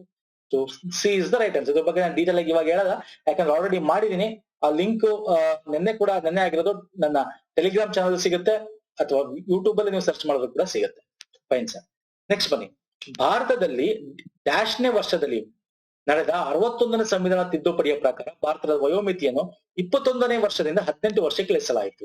ನೋಡಿದ್ರ, this is most important question. ನಿಮ್ಗೆ ಹಿಂಗೆ ಕ್ವಶನ್ ಕೇಳಲ್ಲ ಯಾವಾಗ್ಲೂ ಸರ್. ಪ್ರೀವಿಯಸ್ ಇಯರ್ ಯಾಕೆ ನಾವು ನೋಡ್ಕೋಬೇಕು, ಅನಲೈಸ್ ಮಾಡ್ಬೇಕು, ಸುಮ್ಮನೆ ನೋಡ್ಕೊಂಡು ಹೋಗೋದಲ್ಲ. ಹಿಂಗೆ ಕ್ವಶನ್ ಬರುತ್ತೆ ಅಂತ ನೀವು ಅನ್ಕೊಂಡ್ರೆ ತಪ್ಪಾಗುತ್ತೆ. ನೀವು ಇಸ್ವಿ ಗಟ್ಟು ಹೊಡ್ಕೊಂಡು ಇಸ್ವಿನ ನೆನ್ಪಿಟ್ಕೊಂಡು ಹೋದ್ರೆ ಅಲ್ಲ. ಇಲ್ಲಿ ನೆಕ್ಸ್ಟ್ ಏನ್ ಮಾಡ್ಬೋದು ಅವನು, ಯಾವ ತಿದ್ದುಪಡಿಯಲ್ಲಿ 21 ನಮ್ಮ ಮತದಾನ ಹಕ್ಕನ್ನ 21 ವರ್ಷದಿಂದ 18ಕ್ಕೆ ಇಳಿಸಲಾಯ್ತು ಅಂತ ಕೇಳ್ಬೋದು ಅಲ್ವಾ. So this is also very important. ಎಲ್ಲಿ 61ನೇ ಸಂವಿಧಾನ ತಿದ್ದುಪಡಿ ಯಾವಾಗ sir? 1989 is the right answer. Okay, 1988ಗೆ ಇದನ್ನ ಮಸೂದೆ ಮಂಡನೆ ಆಗುತ್ತೆ. ಸೊ ಆಮೇಲೆ ಮಸೂದೆ ಮಂಡನೆ ಆದ್ಮೇಲೆ ಅಪ್ರೂವ್ ಆಗಿ ಕಾಯ್ದೆ ಆಗುತ್ತೆ 1989ರಲ್ಲಿ. 61ನೇ ಸಂವಿಧಾನ ತಿದ್ದುಪಡಿ ದಯವಿಟ್ಟು ನೆನ್ಪಿಟ್ಕೊಳಿಸ್ತಾರೆ. ನೆಕ್ಸ್ಟ್ ಬನ್ನಿ. ಶಿಕ್ಷಣವು ಮೂಲಭೂತ ಹಕ್ಕು ಎಂದು ತಿಳಿಸಿದ ಸಂವಿಧಾನ ಯಾವುದು? Very very important. ಈ ಸಂವಿಧಾನ ತಿದ್ದುಪಡಿ ಯಾವುದು? 42, 86, 73, 74. ಸಿಂಪಲ್ ಕ್ವಶನ್ ಇದು. 86ನೇ ಸಂವಿಧಾನ ತಿದ್ದುಪಡಿ ಮೂಲಭೂತ ಹಕ್ಕು ಅಂತ ಹೇಳುತ್ತೆ. ಜೊತೆಗೆ 86ನೇ ತಿದ್ದುಪಡಿ ಏನ್ ಹೇಳುತ್ತೆ? 6 ರಿಂದ 14 ವರ್ಷ ಮೂಲಭೂತ ಹಕ್ಕಕ್ಕೆ ಸೇರಿಸುತ್ತೆ. ಯಾವ ವಿಧಿ ಹೇಳ್ತೀರಾ? ಅಟ್ಲೀಸ್ಟ್ ಈ ವಿಧಿಗಾರ ಕಮೆಂಟ್ ಮಾಡಿ. ಅದು ಇದಲ್ಲದೆ 51 ಸಬ್ ಕ್ಲಾಸ್ ಎ ವಿಧಿನ ಸೇರಿಸುತ್ತೆ. ಎಲ್ಲಿ ಸರ್? DPSP ರಾಜ್ಯ ನಿರ್ದೇಶಕ ತತ್ವದಲ್ಲಿ ಏನ್ ಹೇಳುತ್ತೆ? ಇದೇ ಸಂವಿಧಾನ ತಿದ್ದುಪಡಿಯಲ್ಲೇ ಹೇಳೋದು, 86ನೇ ತಿದ್ದುಪಡಿಯಲ್ಲೇ 6 ರಿಂದ 14 ವರ್ಷ ತನಕ ಏನು ಮೂಲಭೂತ ಕರ್ತವ್ಯ ಅಂದ್ರೆ ಮಕ್ಕಳ ತನಕ ವಿದ್ಯಾಭ್ಯಾಸ ಕೊಡ್ಸ್ತಕ್ಕಂಥದ್ದು, ಎಜುಕೇಶನ್ ಕೊಡ್ಸ್ತಕ್ಕಂತ ಒಂದು ಕರ್ತವ್ಯ ಅವ್ರು ನೋಡ್ಕೊಳ್ತಕ್ಕಂಥ ತಂದೆ ತಾಯಿ ಅಥವಾ ಗಾರ್ಡಿಯನ್ ಆಗಿರುತ್ತೆ. ಸೊ ಇದು ಮೂಲಭೂತ ಕರ್ತವ್ಯದಲ್ಲಿ ಅವರು ಆಡ್ ಮಾಡ್ತಕ್ಕಂಥದ್ದು 11ನೇ ಮೂಲಭೂತ ಕರ್ತವ್ಯ ಅಲ್ವಾ ಸರ್? 6 ರಿಂದ 14 ವರ್ಷ ಮೂಲಭೂತ ಕರ್ತವ್ಯ ವಿಧಿ 51 ಕ್ಲಾಸ್ ಎ. ಇದು 6 ಮತ್ತು 11ರ ವಿಷಯ ಮೂಲಭೂತ ಹಕ್ಕು ಅದು ಅಂತ ಸರ್ಕಾರ ಕೊಡಬೇಕು. ಏನೋ ಎಜುಕೇಶನ್ 6 ರಿಂದ 14 ವರ್ಷದವರೆಗೆ ಫ್ರೀ ಆಗಿ ಅಂತ ಹೇಳಿದ್ದು ಯಾವ ವಿಧಿಲಿ ಇದೆ? ಯಾವ ವಿಧಿ? ದಯವಿಟ್ಟು ಕಮೆಂಟ್ ಸೆಕ್ಷನ್ ಅಲ್ಲಿ ಮಾಡಿ. ಯಾಕಂದ್ರೆ ಈ ಮೂಲಭೂತ ಹಕ್ಕು ವೆರಿ ವೆರಿ ಇಂಪಾರ್ಟೆಂಟ್ ಆಗುತ್ತೆ. ಇನ್ನು 42ನೇ ವಿಧಿ ನಾನು ಇದ್ರ ಬಗ್ಗೆ ಡಿಸ್ಕಸ್ ಮಾಡಲ್ಲ, ಯಾಕಂದ್ರೆ ನಾನು ಆಲ್ರೆಡಿ ಒಂದು ವಿಡಿಯೋನ ಮಾಡಿದೀನಿ ಸ್ನೇಹಿತರೆ. ಮುಖ್ಯವಾದ ಅಮೆಂಡ್ಮೆಂಟ್ಗಳು 1ರಿಂದ ಇವಾಗ ಅಪ್ ಟು ಡೇಟ್ ತನಕ ಹೇಳಿದೆ, ಎಲ್ಲಾನು ಮಾಡಿದೀವಿ. ಜೊತೆಗೆ ಹೆಂಗೆ ಅಮೆಂಡ್ಮೆಂಟ್ ಮಾಡ್ತೀರಾ, ಓಕೆ, ಯಾವ್ದಕ್ಕೆ ನಮ್ಗೆ ಅತ್ಯಂತ ಹೆಚ್ಚು ಓಟ್ಗಳು ಬೇಕು, 50% ಗಿಂತ ಜಾಸ್ತಿ ಬೇಕು, ಯಾವ್ದಕ್ಕೆ ಕಮ್ಮಿ ಇದ್ರೂ ನಡೆಯುತ್ತೆ, ಓಕೆ, ಯಾವ್ದಕ್ಕೆ ಸ್ಟೇಟ್ ಗಳು ಕೂಡ ವೋಟ್ ಹಾಕ್ಬೇಕಾಗುತ್ತೆ ಅಂದ್ರೆ ಸಂವಿಧಾನ ತಿದ್ದುಪಡಿಗಳಿಗೆ. ಸೊ ಇದೆಲ್ಲ ಡೀಟೇಲ್ ಆಗಿ ಡಿಸ್ಕಸ್ ಮಾಡಿದ್ವಿ. Fine, okay. 73, 74 ಮಾತಾಡಂಗೆ ಇಲ್ಲ. ಇದ್ಯಾವುದು ನಮ್ಮ ಪಂಚಾಯತ್ ರಾಜ್ ಮತ್ತೆ ಮುನ್ಸಿಪಾಲಿಟಿಗೆ ಸಂಬಂಧಪಟ್ಟಿರೋದು 74ನೇದು ಅಲ್ವಾ. ಇದು ಭಾಗ 9ನ ಸೇರಿಸುತ್ತೆ. ಭಾಗ 9 ಮತ್ತೆ 9A ಅಲ್ವಾ ಸೇರಿಸುತ್ತೆ. ಮತ್ತೆ ಅನುಸೂಚಿಗಳನ್ನು ಸೇರಿಸುತ್ತೆ. ಯಾವ ಅನುಸೂಚಿಗಳು? ಇವೆಲ್ಲ ನೀವು ಹೇಳ್ಬೇಕು ಸ್ನೇಹಿತರೆ. ಕಮೆಂಟ್ ಅಲ್ಲಿ ಟಕ್ ಟಕ್ ಟಕ್ ಅಂತ ನೀವು ಕಮೆಂಟ್ ಮಾಡ್ತಾ ಇರ್ಬೇಕು. ಫೈನ್, ಬನ್ನಿ ನೆಕ್ಸ್ಟ್ ಸೆಕ್ಷನ್ ಬನ್ನಿ. ನಮ್ಮ ಸಂವಿಧಾನದ ಯಾವ ವಿಧಿಯು ಅಸ್ಪೃಶ್ಯತಾ ಆಚರಣೆಯನ್ನು ತೊಡೆದು ಹಾಕಿದೆ? Very very important. ಯಾವುದು? ಈ ತರ ಕೇಳ್ತಾನೆ. ಜಾಬ್ ಸಂಬಂಧಪಟ್ಟಿದ್ದು, ಮತ್ತೆ ಯಾಕೆ ರಿಸರ್ವೇಶನ್ ಬಗ್ಗೆ ನ್ಯೂಸ್ ಗಳಲ್ಲಿ ಇದೆಲ್ಲ ಹೋದ ವರ್ಷ, ಮತ್ತೆ ಅಸ್ಪೃಶ್ಯತೆ ಆಗಿರ್ಬೋದು, ಮತ್ತೆ ಇಂಟರ್ನೆಟ್ ಬಗ್ಗೆ ಆಗಿರ್ಬೋದು. ಇಂಟರ್ನೆಟ್ ಇಸ್ ಮೂಲಭೂತ ಹಕ್ಕು. ಅಲ್ವಾ, ಯಾವ ವಿಧಿ ಅಡಿಯಲ್ಲಿ ಬರುತ್ತೆ, ಮತ್ತೆ ಘನತೆಯಿಂದ ಜೀವಿಸ್ತಕ್ಕಂಥದ್ದು, ಘನತೆಯಿಂದ ಇದು ಯಾವ ವಿಧಿಯಲ್ಲಿ ಬರುತ್ತೆ, ಇವೆಲ್ಲ ಕೇಳ್ತಾನೆ. ಈ ವಿಧಿ ಏನಕ್ಕೆ ಅಂದ್ರೆ ಮೂಲಭೂತ ಹಕ್ಕು ಬಗ್ಗೆ ನಾವು ಕಂಪ್ಲೀಟ್ ಆಗಿ ಓದ್ಲೇಬೇಕು. ಎವರ್ ಗ್ರೀನ್ ಚಾಪ್ಟರ್ ಅದು, ಪ್ರತಿ ಎಕ್ಸಾಮ್ ಅಲ್ಲಿ ಇದ್ದೇ ಇರುತ್ತೆ. ಸೊ ಅಸ್ಪೃಶ್ಯತೆ ಬಗ್ಗೆ ಮಾತಾಡೋದು 17ನೇ ವಿಧಿ. ಓಕೆ, 17ನೇ ವಿಧಿ ಅಸ್ಪೃಶ್ಯತೆ ನಿಷೇಧದ ಬಗ್ಗೆ ಮಾತಾಡುತ್ತೆ. ಅಂದ್ರೆ ಅಸ್ಪೃಶ್ಯ ಆಗಿ ನೋಡಂಗಿಲ್ಲ. ಮತ್ತೆ ಅದಕ್ಕೋಸ್ಕರ ಕಾಯ್ದೆ ಕೂಡ ತಂದಿದೆ, ನಾಗರಿಕ ಹಕ್ಕುಗಳ ಸಂರಕ್ಷಣಾ ಕಾಯ್ದೆ 1955ರಲ್ಲಿ ಒಂದು ಕಾಯ್ದೆ ಕೂಡ ತಂದಿದೆ. ಈ ಕಾಯ್ದೆ ಪ್ರಕಾರ ಅಪರಾಧವನ್ನ ಎದುರಿಸಬೇಕಾಗುತ್ತೆ. Okay fine. ಇನ್ನು ಹಕ್ಕುಗಳು ನೋಡಿದ್ರೆ ನಿಮ್ಗೆ ಗೊತ್ತಿದೆ ಎಷ್ಟು ಹಕ್ಕುಗಳಿದೆ ಅಂತ ಲಿಸ್ಟ್ ಕೊಟ್ಟಿದ್ದೀನಿ, ಯಾವ ಹಕ್ಕುಗಳು ಅಂತ ಒಂದ್ಸಲ ನೋಡ್ಕೊಳ್ಳಿ. ಫೈನ್. ನೆಕ್ಸ್ಟ್ ಕ್ವಶನ್ಗೆ ಹೋಗೋಣ. ಭಾರತದ ಸಂವಿಧಾನದ 24ನೇ ವಿಧಿಯ ಪ್ರಕಾರ ಎಷ್ಟು ವರ್ಷಕ್ಕಿಂತ ಕಿರಿಯ ವಯಸ್ಸಿನ ಮಕ್ಕಳನ್ನು ದುಡಿಮೆಗೆ ನೇಮಿಸುವುದನ್ನು ನಿಷೇಧಿಸಲಾಗಿದೆ? ಸಿಂಪಲ್ ಕ್ವಶನ್ ಇದು. 14ನೇ ವರ್ಷ ಅಲ್ವಾ? ಎಸ್. 6 to 14 ಅದಕ್ಕೆ ತಾನೇ ಫ್ರೀ ಎಜುಕೇಶನ್ ಕೊಡಕ್ಕೆ ಮಾಡಿರೋದು ಅಲ್ವಾ? ಸೊ 14 ತನಕ 24ನೇ ವಿಧಿ ಪ್ರಕಾರ ಯಾವಾಗ 14 ವರ್ಷ. ವೆರಿ ಇಂಪಾರ್ಟೆಂಟ್ ಇದು. ಫೈನ್. ನೆಕ್ಸ್ಟ್ ಬನ್ನಿ. ಕೆಳಕಂಡಗಳು ಯಾರೋ ಭಾರತ ರಾಷ್ಟ್ರಪತಿಗಳನ್ನು ನೇಮಕಗೊಳ್ಳುವುದಿಲ್ಲ? ಈಸ್ ಸಿಂಪಲ್ ಇದು. ಯಾರು? ಉಪರಾಷ್ಟ್ರಪತಿಗಳು. Right answer. ನೋಡಿದ ತಕ್ಷಣ ಹೇಳ್ಬೋದು. ಯಾಕಂದ್ರೆ ಉಪರಾಷ್ಟ್ರಪತಿಗಳು ಎಲ್ಲಿನ ನೇಮಕ ಮಾಡ್ತೀವಿ? ಲೋಕಸಭೆ ಮತ್ತು ರಾಜ್ಯಸಭೆಯಲ್ಲಿ ಸಿಂಗಲ್ ಟ್ರಾನ್ಸ್ಫರ್ ವೋಟ್. ರಾಜ್ಯಸಭೆಯಲ್ಲಿ ಚುನಾಯಿತ ಪ್ರತಿನಿಧಿಗಳು, ಅಲ್ಲಿನ ಪ್ರತಿನಿಧಿಗಳಿಂದ ವೋಟ್ ಹಾಕಿ ನಾವು ಉಪರಾಷ್ಟ್ರಪತಿಗಳನ್ನ ಚುನಾವಣೆ ಮಾಡೋದು. ಸೊ ಹಾಗಾಗಿ ಇದು ರೈಟ್ ಆನ್ಸರ್. ನೇಮಕಗೊಳ್ಳುವುದಿಲ್ಲ ಅಂತ ಕೇಳಿರೋದು. ಸೊ ಇನ್ನು ಉಚ್ಚ ನ್ಯಾಯಾಲಯದ ಮುಖ್ಯ ನ್ಯಾಯಮೂರ್ತಿಗಳು, ನ್ಯಾಯಾಧೀಶರಾಗಿರ್ಬೋದು, ರಾಜ್ಯಪಾಲರು, ಇವರೆಲ್ಲ ಭಾರತ ರಾಷ್ಟ್ರಪತಿಗಳು ನೇಮಿಸ್ತಕ್ಕಂಥದ್ದು. Okay sir. ನೆಕ್ಸ್ಟ್ ಬನ್ನಿ. ಭಾರತೀಯ ಸಂವಿಧಾನದ ಮುನ್ನುಡಿಯಲ್ಲಿ ಈ ಕೆಳಗಿನ ಯಾವ ತಿದ್ದುಪಡಿ ಕಾಯ್ದೆಯನ್ನು ತಿದ್ದುಪಡಿ ಮಾಡಲಾಗಿದೆ? ಓಕೆ, ಮುನ್ನುಡಿ ಅಂದ್ರೆ ಪ್ರಿಯಾಂಬಲ್. ಪ್ರಿಯಾಂಬಲ್ ನ ನಾವು ಒಂದೇ ಸಲ ಮುನ್ನುಡಿ ಪ್ರಿಯಾಂಬಲ್ ನ ನಾವು ತಿದ್ದುಪಡಿ ಮಾಡಿದೀವಿ. ಏನ್ ಸೇರ್ಸಿದೀವಿ? ಸಮಾಜವಾದ, ಜಾತ್ಯತೀತ ಮತ್ತೆ ಸಮಗ್ರತೆ. ಏಕತೆ ಅಂತಿತ್ತು, ಅದಕ್ಕೆ ಸಮಗ್ರತೆ. ಏಕತೆ ಮತ್ತು ಸಮಗ್ರತೆ ಅಂತ ಮಾಡಿದ್ದೀವಿ. ಯಾವ್ದು ಸರ್ ಅದು? ಸಿಂಪಲ್ ಕ್ವಶನ್ ಇದು. 42ನೇ ತಿದ್ದುಪಡಿ. ಓಕೆ. ಸೊ ಯೂಶಲಿ ಸರ್ 42, 44 ನೋಡ್ಕೊಳ್ಳಿ, ಒಟ್ಟಿಗೆ ಓದ್ಬೇಕಿದ್ದೆರಡನ್ನು. ನಾನು ಇದನ್ನು ಕೂಡ ಮಾಡಿದೀವಿ, ಅದೇ ತಿದ್ದುಪಡಿ ವಿಡಿಯೋ ನೋಡಿ ದಯವಿಟ್ಟು. 42ರಲ್ಲಿ ಮಾಡಿರತಕ್ಕಂಥದ್ದು ಒಂದಷ್ಟು ತಿದ್ದುಪಡಿನ ತೆಗೆದುಹಾಕಿದ್ದಾರೆ. Okay, this is most important question. So ಇದಿಷ್ಟು. ಸೊ ಯಾರು? ಕರ್ನಾಟಕ ಸ್ಟೇಟ್ ರಿಸರ್ವ್ ಪೊಲೀಸ್ ನ ಮುಖ್ಯಸ್ಥರಾಗಿರ್ತಾರೆ. DGP, ADGP, commandant, DIGP. Right answer yes, ADGP. So ಪಕ್ಕ ಇದು PC ಮತ್ತೆ PSI ಬಂದಿರತಕ್ಕಂಥ ಕ್ವಶನ್. Okay sir, fine. ಇದು ಸಿಂಪಲ್ ಇದು. ನಾನು ಇಲ್ಲಿ ಲಿಸ್ಟ್ ಕೊಟ್ಟಿದ್ದೀನಿ, ನೀವು ಒಂದ್ಸಲ ನೋಡ್ಕೊಂಬಿಡಿ. ಯಾವ್ದು PC ಇಂದ ಹಿಡಿದು ಇಲ್ಲಿ ಕೆಳಗಡೆ ನೋಡಿ, PC ಇಂದ ಹಿಡಿದು ಯಾರಾದ್ಮೇಲೆ ಯಾರು ಬರ್ತಾರೆ? ನಮ್ಮ ಕರ್ನಾಟಕ ಪೊಲೀಸ್ ಇಲಾಖೆ ಸಂರಚನೆ. PC, head constable, ASI, PSI, CPI ಮತ್ತೆ DYSP ಅಥವಾ ACP, ASP, SP, DCP, DIGP, IGP, ADGP, DGP, DG and IGP. ಇದಿಷ್ಟು ನೆನಪಲ್ಲಿ ಇಟ್ಕೋಬೇಕು. ಕೇಳ್ತಾನೆ ಎಕ್ಸಾಮ್ ಅಲ್ಲಿ ಯಾವ್ದಾದ್ಮೇಲೆ ಯಾವ್ದು ಬರುತ್ತೆ ಅಂತ. ಒಂದ್ಸಲ ಡೈರೆಕ್ಟ್ ಆಗಿ ಕೇಳ್ತಾರೆ, ಒಂದ್ಸಲ ಸ್ಟಾರ್ ಬಗ್ಗೆ ಕೇಳ್ತಾನೆ, ಅಂದ್ರೆ ಅವರ ಒಂದು ಸ್ಟಾರ್ ಬ್ಯಾಟ್ ಬಗ್ಗೆ. ಆ ಕ್ವಶನ್ ಕೂಡ ತಗೊಂಡಿದ್ದೀನಿ, ಡಿಸ್ಕಸ್ ಮಾಡಿ. ಪೊಲೀಸ್ ಚಾಲನಾ ಮತ್ತು ನಿರ್ವಹಣಾ ಶಾಲೆ ಎಲ್ಲಿದೆ? Police driving and maintenance school. Simple sir, ನೀವು PC, PSI ಆಗ್ತಾ ಇದ್ರೆ ಗೊತ್ತಿರ್ಲೇಬೇಕಾಗುತ್ತೆ. So Bengaluru, Mysuru, Belagavi, Mangaluru. Right answer sir Bengaluru. So ತುಂಬಾ ಜನ ಕನ್ಫ್ಯೂಸ್ ಆಗಿರ್ತಾರೆ. ಬೆಂಗಳೂರಲ್ಲಿ ಎಲ್ಲಿ ಅಂತ ಕಮೆಂಟ್ ಮಾಡಿ. ಬೆಂಗಳೂರಲ್ಲಿ ಎಲ್ಲಿದೆ ಅಂತ ಕಮೆಂಟ್ ಮಾಡಿ. ಯಾವ ಲೊಕೇಶನ್ ಇದೆ ಅಂತ ಕಮೆಂಟ್ ಮಾಡಿ. ತುಂಬಾ ಜನ ಮೈಸೂರು ಅನ್ಕೊಂಡಿರ್ತೀರಾ. ಸರ್ ಮೈಸೂರು ಟ್ರೈನಿಂಗ್ ಇದೆ, ಇಲ್ಲಿ ಡ್ರೈವಿಂಗ್ ಅಂಡ್ ಮೇಂಟೆನೆನ್ಸ್ ಸ್ಕೂಲ್ ಬೆಂಗಳೂರಲ್ಲಿ ಇದೆ. ಓಕೆ. ನೆಕ್ಸ್ಟ್ ಬನ್ನಿ. ಸ್ಟ್ರಿಪ್ ಹೊಂದಿರುವ ಒಂದು ನಕ್ಷತ್ರದ ಕೆಳಗಿನ ಚಿಹ್ನೆಗಳನ್ನು ಯಾರು ಧರಿಸುತ್ತಾರೆ? ನೋಡಿ, ಈ ತರ ಸಿಂಗಲ್ ಸ್ಟಾರ್ ಯಾರು ಸರ್? ಸಿಂಗಲ್ ಸ್ಟಾರ್ ಯಾರು ತಗೊಳ್ತೀವಿ? Police constable, head constable, assistant sub inspector of police sub inspector. ಯಾರು correct answer? Yes, assistant sub inspector of police, ASI ಗೆ ಸಿಂಗಲ್ ಸ್ಟಾರ್. ಡಬಲ್ ಸ್ಟಾರ್ ಇದ್ರೆ ಅದು ಕ್ವಶನ್ ಇದೆ ನೋಡಿ. ಡಬಲ್ ಸ್ಟಾರ್ ಇದ್ರೆ ಪೊಲೀಸ್ ಯಾರು? Police inspector of police sub inspector. Double star ಇದೆ. Yes, police sub inspector. So B is the right answer.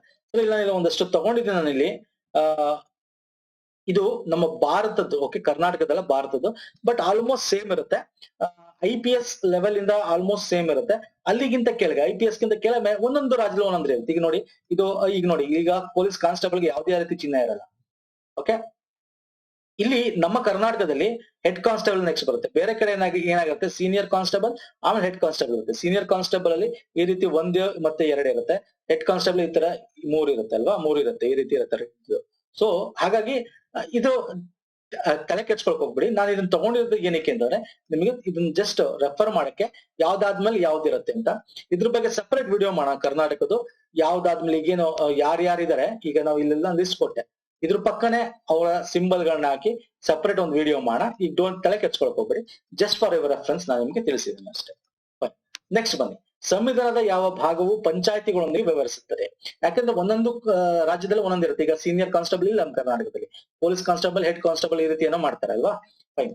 Next ಬನ್ನಿ, ಭಾಗ ಪಂಚಾಯತ್ ಒಂದಿಗೆ ಯಾವುದು?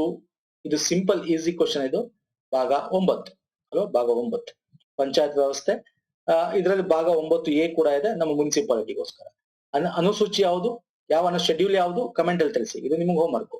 ಶೆಡ್ಯೂಲ್ ಯಾವುದು, ಪಂಚಾಯತಿಗೆ ಶೆಡ್ಯೂಲ್ ಯಾವುದು, ಮತ್ತೆ 9A ಏನಿದೆ ಮುನ್ಸಿಪಾಲಿಟಿಗೆ ಅದರ ಶೆಡ್ಯೂಲ್ ಯಾವುದು, ಅಂದ್ರೆ ಅನುಸೂಚಿ ಯಾವುದು, ನಾವು ಅನುಸೂಚಿ ನಂಬರ್ ಯಾವುದು. ಓಕೆ, ಅನುಸೂಚಿ ದಯವಿಟ್ಟು ಕಮೆಂಟ್ ಅಲ್ಲಿ ತಿಳಿಸಿ. ಫೈನ್. ನೆಕ್ಸ್ಟ್ ಬನ್ನಿ, ಸಂವಿಧಾನ ರಚನಾ ಸಭೆಯಲ್ಲಿ ಭಾಗವಹಿಸಿದ ಈ ಕೆಳಗಿನ ಯಾರು ಕನ್ನಡಿಗರಲ್ಲ? ಕನ್ನಡಿಗರ ಅಲ್ಲ ಕೇಳಿರೋದು. Okay, Chengalarayareddy, T Siddalingaiah, H Siddaveerappa, V Giri. ಯಾರು ಕನ್ನಡಿಗರಲ್ಲ. ಸೊ ರೈಟ್ ಆನ್ಸರ್ ಡಿ, ಇವರು ಕನ್ನಡಿಗರಲ್ಲ. ಸರಿ, ಇಲ್ಲಿ ಸಿಂಪಲ್ ಆಗಿ ನಿಮ್ಗೆ ಒಂದು 2 ನಿಮಿಷದಲ್ಲಿ ರಿವಿಷನ್ ಮಾಡಿಸ್ತೀನಿ. ಯಾಕಂದ್ರೆ ಎಕ್ಸಾಮ್ ಅಲ್ಲಿ ಇದೆಲ್ಲ ಬಂದಿರ್ತಕ್ಕಂಥದ್ದು KS ಇಂದ ಹಿಡಿದು PC ವರೆಗೂ ಬಂದಿರ್ತಕ್ಕಂಥದ್ದು. ಕೇಳ್ತೇನೆ, ತಾತ್ಕಾಲಿಕ ಅಧ್ಯಕ್ಷರಾಗಿ ಆಗಿದ್ ಯಾವಾಗ? ಡಾಕ್ಟರ್ ಸಚ್ಚಿದಾನಂದ ಸಿನ್ಹಾ ಅವರು. ಓಕೆ, ತಾತ್ಕಾಲಿಕ ಅಧ್ಯಕ್ಷರಾಗಿ. ಕಾಯಂ ಅಧ್ಯಕ್ಷರಾಗಿ ಆಗಿದ್ದು ಯಾರು? ಡಾಕ್ಟರ್ ರಾಜೇಂದ್ರ ಪ್ರಸಾದ್. ಇದನ್ನ ಕೇಳಿದಾನೆ ಎಕ್ಸಾಮ್ ಅಲ್ಲಿ. Okay, 9th December 1946, December 11, 1946. ಇದು ಕೂಡ ನೆನ್ಪಿಟ್ಕೊಳ್ಳಿ. ಇನ್ನು ಸಂವಿಧಾನ ರಚನಾ ಸಮಿತಿಯ ಸಾಂವಿಧಾನಿಕ ಸಲಹೆಗಾರ ಆಗಿದ್ದಾರೋ ಕನ್ನಡಿಗರಾದ BN ರಾವ್. ಇದನ್ನು ಕೂಡ ಎಕ್ಸಾಮ್ ಅಲ್ಲಿ ಕೇಳ್ತಾನೆ, ವೆರಿ ಇಂಪಾರ್ಟೆಂಟ್. ಉಪಾಧ್ಯಕ್ಷರು ಬಿಡಿ, ಬಟ್ BN ರಾವ್ ಬಗ್ಗೆ ತುಂಬಾ ಸಲ ಎಕ್ಸಾಮ್ ಅಲ್ಲಿ ಬಂದಿದೆ. ರಚನಾ ಸಮಿತಿಯ ಸಂವಿಧಾನ ಸಲಹೆಗಾರ ಆಗಿದ್ದಾರೆ. ಇನ್ನು ಕನ್ನಡಿಗರು ಸಂವಿಧಾನ ರಚನೆಯಲ್ಲಿ ಭಾಗವಹಿಸಿದ್ದು ಟೋಟಲ್ 10 ಅಂತ ಕರಿತೀವಿ. 10 ಜನ. ಯಾಕಂತಂದ್ರೆ ಇಲ್ಲಿ ಪ್ರಾಪರ್ ಆಗಿ ನೋಡಿದ್ರೆ ನಮ್ಗೆ ಇಲ್ಲಿ ನೋಡಿ, KC Reddy, Kengal Hanumanthaiah, S Nijalingappa, N Madhavarao, R Diwakar, T Siddalingaiah, HR Gurureddy, SV Krishna Murthyrao, HR Gurudeva, T Chennaiah. ಇವರೆಲ್ಲ ಕನ್ನಡಿಗರು. ಯಾವ ಕನ್ನಡಿಗರು? ಒಂದು ಕೂರ್ಗ್ ಪ್ರಾಂತ್ಯ, ಒಂದು ಮೈಸೂರು ಪ್ರಾಂತ್ಯ, ಈ ಕಡೆ ಬಾಂಬೆ ಪ್ರಾಂತ್ಯ, ಹಿಂಗೆ ಎಲ್ಲಾ ಪ್ರಾಂತ್ಯ. ಅವಾಗ ಏನಾಗಿತ್ತು, ಮೈಸೂರು ರಾಜ್ಯ ಆಗಿತ್ತು, ಅಖಂಡ ಕರ್ನಾಟಕ ಇರ್ಲಿಲ್ಲ. ಹಾಗಾಗಿ ಇಲ್ಲಿಂದ ಹೋಗಿರ್ತಾರೆ. ಬಟ್ ಇಲ್ಲಿ ಬಾಂಬೆ ಕೂರ್ಗ್ ಪ್ರಾಂತ್ಯದಿಂದ ಹೋಗಿದ್ಯಾರು? KM ಪೂರ್ಣಚ್ಚ ಕೂರ್ಗ್ ಪ್ರಾಂತ್ಯದಿಂದ ಹೋಗಿರ್ತಾರೆ. ಬಾಂಬೆ ಪ್ರಾಂತ್ಯದಿಂದ ಎಸ್ ನಿಜಲಿಂಗಪ್ಪ ಮತ್ತು ಆರ್ ದಿವಾಕರ್. ನೋಡಿ, ಎಸ್ ನಿಜಲಿಂಗಪ್ಪ ಮತ್ತು ಆರ್ ದಿವಾಕರ್ ಕೂಡ ಕನ್ನಡಿಗರೇ. ನೋಡಿ, ಎಸ್ ನಿಜಲಿಂಗಪ್ಪ, ಆರ್ ದಿವಾಕರ್ ಇವ್ರು ಕನ್ನಡಿಗರೇ, ಆದ್ರೆ ಬಾಂಬೆ ಪ್ರಾಂತ್ಯದಿಂದ ಹೋಗಿರ್ತಾರೆ. ಸೊ ಇನ್ನು ಮೈಸೂರು ಪ್ರಾಂತ್ಯ ಅಂತ ತಗೊಳ್ಳೋದಾದ್ರೆ ನಮ್ಗೆ K Chengalarayareddy, T Siddalingaiah, HR Gurudevareddy, SV Krishnamurthyrao, K Hanumanthaiah, H Siddaveerappa, T Channaiah ಅವರು. ಓಕೆ, ಇದನ್ನ ನೆನಪಿಟ್ಕೊಳ್ಳಿ. ಡೈರೆಕ್ಟ್ ಆಗಿ ಕ್ವಶನ್ ಕನ್ಫ್ಯೂಸ್ ಮಾಡ್ತಾನೆ. ಯಾಕಂದ್ರೆ ಮೈಸೂರು ಪ್ರಾಂತ್ಯ ಅಂತ ಡೈರೆಕ್ಟ್ ಆಗಿ ಕೇಳಬಹುದು, ಬಾಂಬೆ ಪ್ರಾಂತ್ಯದಿಂದ ಕನ್ನಡಿಗರು ಯಾರು ಅಂತ ಎಕ್ಸಾಮ್ ಅಲ್ಲಿ ಕೇಳಬಹುದು. ನೀವೇನ್ ಮಾಡ್ಬೇಕು ಅಂದ್ರೆ ಇಷ್ಟ ತಿಳ್ಕೊಬೇಕು. ಕೂರ್ಗ್ ಪ್ರಾಂತ್ಯದಿಂದ ಯಾರೋ ಪೂರ್ಣಚ್ಚ, ಬಾಂಬೆ ಪ್ರಾಂತ್ಯದಿಂದ ಎಸ್ ನಿಜಲಿಂಗಪ್ಪ ಮತ್ತು ಆರ್ ದಿವಾಕರ್. ಇಷ್ಟು ತಿಳ್ಕೊಂಡ್ಬಿಟ್ರೆ ದಟ್ಸ್ ಮೋರ್ ದನ್ ಎನಫ್. ಇನ್ನು ಮಿಕ್ಕಿದ್ರನ್ನ ಆಡ್ ಮಾಡ್ಕೊಂತ ಹೋಗ್ಬೋದು. Right sir? ಓಕೆ. ಸಂವಿಧಾನ ರಚನೆಯ ಸಮಯದಲ್ಲಿ ಮೂಲಭೂತ ಹಕ್ಕುಗಳ ಸಮಿತಿಯ ಅಧ್ಯಕ್ಷರಾಗಿದ್ದವ್ರು ಯಾರು? ಸಿಂಪಲ್, ಇದು ಎಲ್ಲ ಬರೀತಾರೆ, ಸರ್ದಾರ್ ವಲ್ಲಭಾಯ್ ಪಟೇಲ್. ಮೂಲಭೂತ ಹಕ್ಕುಗಳ ಅಲ್ವಾ, ಮೂಲಭೂತ ಹಕ್ಕುಗಳ ಸಮಿತಿಯ ಅಧ್ಯಕ್ಷರಾಗಿದ್ದು ಸರ್ದಾರ್ ವಲ್ಲಭಾಯ್ ಪಟೇಲ್. ಮುಖ್ಯವಾದನ್ನ ಇಲ್ಲಿ ಮಾರ್ಕ್ ಮಾಡ್ತೀನಿ ನಿಮ್ಗೆ. ಇಲ್ಲಿ ಒಂದು ಅಧ್ಯಕ್ಷಗಳ ಕೊಟ್ಟಿದ್ದೀನಿ ನಿಮ್ಗೆ. ನಿಯಮ ರಚನಾ ಸಮಿತಿ ಡಾಕ್ಟರ್ ರಾಜೇಂದ್ರ ಪ್ರಸಾದ್ ಅವರು. ಸ್ಟೀರಿಂಗ್ ಸಮಿತಿ ಡಾಕ್ಟರ್ ರಾಜೇಂದ್ರ ಪ್ರಸಾದ್. ನೋಡ್ಕೊಳ್ಳಿ ಒಂದ್ಸಲ. ರಾಜೇಂದ್ರ ಪ್ರಸಾದ್ ಹೆಚ್ಚು ಇದೆ, ಮತ್ತೆ ಜವಾಹರ್ಲಾಲ್ ನೆಹರು ಕೂಡ ಹೆಚ್ಚಿದ್ದಾರೆ. ಓಕೆ, ಕನ್ಫ್ಯೂಸ್ ಆಗುತ್ತೆ. ರಾಜ್ಯಗಳ ಸಮಿತಿ ಕೊಡ್ತಾನೆ. ಯಾಕೆ? ರಾಜ್ಯಗಳ ಒಕ್ಕೂಟ ಮಾಡಿದ್ದು ವಲ್ಲಭಾಯ್ ಪಟೇಲ್ ಅಲ್ವಾ, ಆದ್ರೆ ಜವಾಹರ್ಲಾಲ್ ನೆಹರು ರಾಜ್ಯಗಳ ಸಮಿತಿ ಅಧ್ಯಕ್ಷರಾಗಿರ್ತಾರೆ. ಓಕೆ, ಇನ್ನು ಅಲ್ಪಸಂಖ್ಯಾತ ಸಮಿತಿ ಅಧ್ಯಕ್ಷರು ಕೂಡ ವಲ್ಲಭಾಯ್ ಪಟೇಲ್ ಆಗಿರ್ತಾರೆ. ಸೊ ಇದು ಕರಡು ಸಮಿತಿ ಗೊತ್ತೇ ಇದೆ, ಡಾಕ್ಟರ್ BR ಅಂಬೇಡ್ಕರ್. ಸೊ ಒಂದು ಇಲ್ಲಿದೆ, ಯಾವ ಎಲ್ಲ ಒಂದ್ಸಲ ಈ ಕ್ಯಾನ್ ಗೋ ಥ್ರೂ ಇಟ್ ಸ್ನೇಹಿತರೆ. ಯಾವ್ದು ಬೇಕಾದ್ರೆ ಎಕ್ಸಾಮ್ ಕೇಳಬಹುದು. ಪಂಚ. ಓಕೆ, ನೆಕ್ಸ್ಟ್ ಬರ್ತೀನಿ ನಾನು. ಹಾಗಾದ್ರೆ ಅಲ್ಪಸಂಖ್ಯಾತರ ಉಪಸಮಿತಿ ಆಗಿರ್ಬೋದು, ಕೇಂದ್ರ ಸಂವಿಧಾನ ಸಮಿತಿ ಆಗಿರ್ಬೋದು, ಸಂವಿಧಾನ ಸಭೆಗಳ ಕಾರ್ಯ ಸಮಿತಿ, ಇದೆಲ್ಲ ಬೇಡ. ಮುಖ್ಯವಾದ ಮೂಲಭೂತ ಹಕ್ಕುಗಳ ಉಪಸಮಿತಿ ಶ್ರೀ JB ಕೃಪಲಾನಿ. ಸೊ ಇದಕ್ಕೂ ಡಿಫ್ರೆನ್ಸ್ ತಗೊಳ್ಳಿ. ಮೂಲಭೂತ ಹಕ್ಕುಗಳ ಸಮಿತಿ ಯಾರು, ಉಪಸಮಿತಿ ಯಾರು ಅಂತ ಕೊಟ್ರೆ ಕೃಪಲಾನಿ ಅವರು. ಓಕೆ, ಕನ್ಫ್ಯೂಸ್ ಮಾಡ್ಕೊಳ್ಳೋದು ಬೇಡ. ನೆಕ್ಸ್ಟ್ ಕ್ವಶನ್ ಬಂದ್ಬಿಡ್ತೀನಿ. ನೂತನ ಸಂವಿಧಾನ ರಚನಾ ಸಮಿತಿಯ ಮೊದಲ ಸಭೆ ನಡೆದ ದಿನದಂದು ಯಾವಾಗ ಆಗಿತ್ತು? ನೋಡಿದ್ರ, ನಾವು ಸಂವಿಧಾನ ರಚನಾ ಸಮಿತಿ ಯಾವಾಗ ಮಾಡಿದ್ವಿ? 1946. ಯಾವ ದಿನ? Very important. ಅಲ್ಲಿ ಮೊದಲನೇ ಸಭೆ ನಡೆದಿದ್ದು ಯಾವ ದಿನಾಂಕ? ಎರಡನೇ ಸಭೆ ನಡೆದಿದ್ದು ಯಾವ ದಿನಾಂಕ, ಮೂರನೇ ಸಭೆ ನಡೆದಿದ್ದು ಯಾವ ದಿನಾಂಕ, ಯಾವ್ದು ಬೇಕಾ ಎಕ್ಸಾಮ್ ಅಲ್ಲಿ ಕೇಳಬಹುದು. ಇದು ಬಂದಿರ್ತಕ್ಕಂಥದ್ದು PC ಪರೀಕ್ಷೆಯಲ್ಲಿ. ಇಲ್ಲಿ ನೋಡಿ, ಸಂವಿಧಾನದ ಮೊದಲ ಸಭೆ ನಡೆದಿದ್ದು ಯಾವಾಗ ಸರ್? 9th ಡಿಸೆಂಬರ್ 1946 ಅಲ್ವಾ? ಎಸ್, ಇಲ್ಲಿ ನೋಡಿ, ಸಂವಿಧಾನ ಅಸ್ತಿತ್ವಕ್ಕೆ ಬಂದ ದಿನ, ರಚನಾ ಸಭೆ ಅಸ್ತಿತ್ವಕ್ಕೆ ಬಂದ ದಿನ December 6, 1946. Very important part. Okay, ಇದನ್ನು ಕೂಡ ಎಕ್ಸಾಮ್ ಅಲ್ಲಿ ಕೇಳಬಹುದು. ಡಿಸೆಂಬರ್ 6, 1946 ಅಲ್ಲಿ ಸಂವಿಧಾನ ರಚನಾ ಸಭೆ ಅಸ್ತಿತ್ವಕ್ಕೆ ಬಂದ ದಿನ.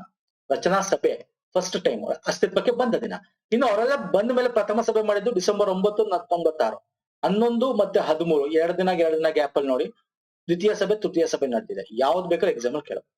ಓಕೆ, ಇನ್ನು ಎಷ್ಟು ಜನ ಸದಸ್ಯರಿದ್ರು ಅದನ್ನು ಕೇಳ್ತಕ್ಕಂಥದ್ದು ನಮ್ಗೆ ಚಾನ್ಸಸ್ ಇದೆ. ಇದು ಕೂಡ ನೀವು ನೋಡ್ಕೊಳ್ಳಿ, ವೆರಿ ಇಂಪಾರ್ಟೆಂಟ್. ನೆಕ್ಸ್ಟ್ ಕ್ವಶನ್ ಬರ್ತೀನಿ. ಮೂಲಭೂತ ಕರ್ತವ್ಯಗಳನ್ನು ಭಾರತ ಸಂವಿಧಾನಕ್ಕೆ ಸೇರ್ಪಡೆ ಮಾಡಬಹುದ ವರ್ಷ ಯಾವುದು? ಯಾವಾಗ ಸರ್ ಮಾಡಿದ್ದು? 1976.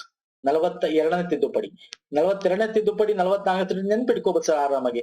42ನೇ ತಿದ್ದುಪಡಿ ಯಾವಾಗ ಬರುತ್ತೆ, ಏನಕ್ಕೆ ಬರುತ್ತೆ? ನಮ್ಮ ಎಮರ್ಜೆನ್ಸಿ ಟೈಮ್ ಅಲ್ಲಿ ಮಾಡ್ತಕ್ಕಂಥದ್ದು ಮಿನಿ ಸಂವಿಧಾನ ಅಂತ ಕರಿತೀವಿ, ಮಿನಿ ಕಾನ್ಸ್ಟಿಟ್ಯೂಷನ್ ಅಂತ ಕರಿತೀವಿ.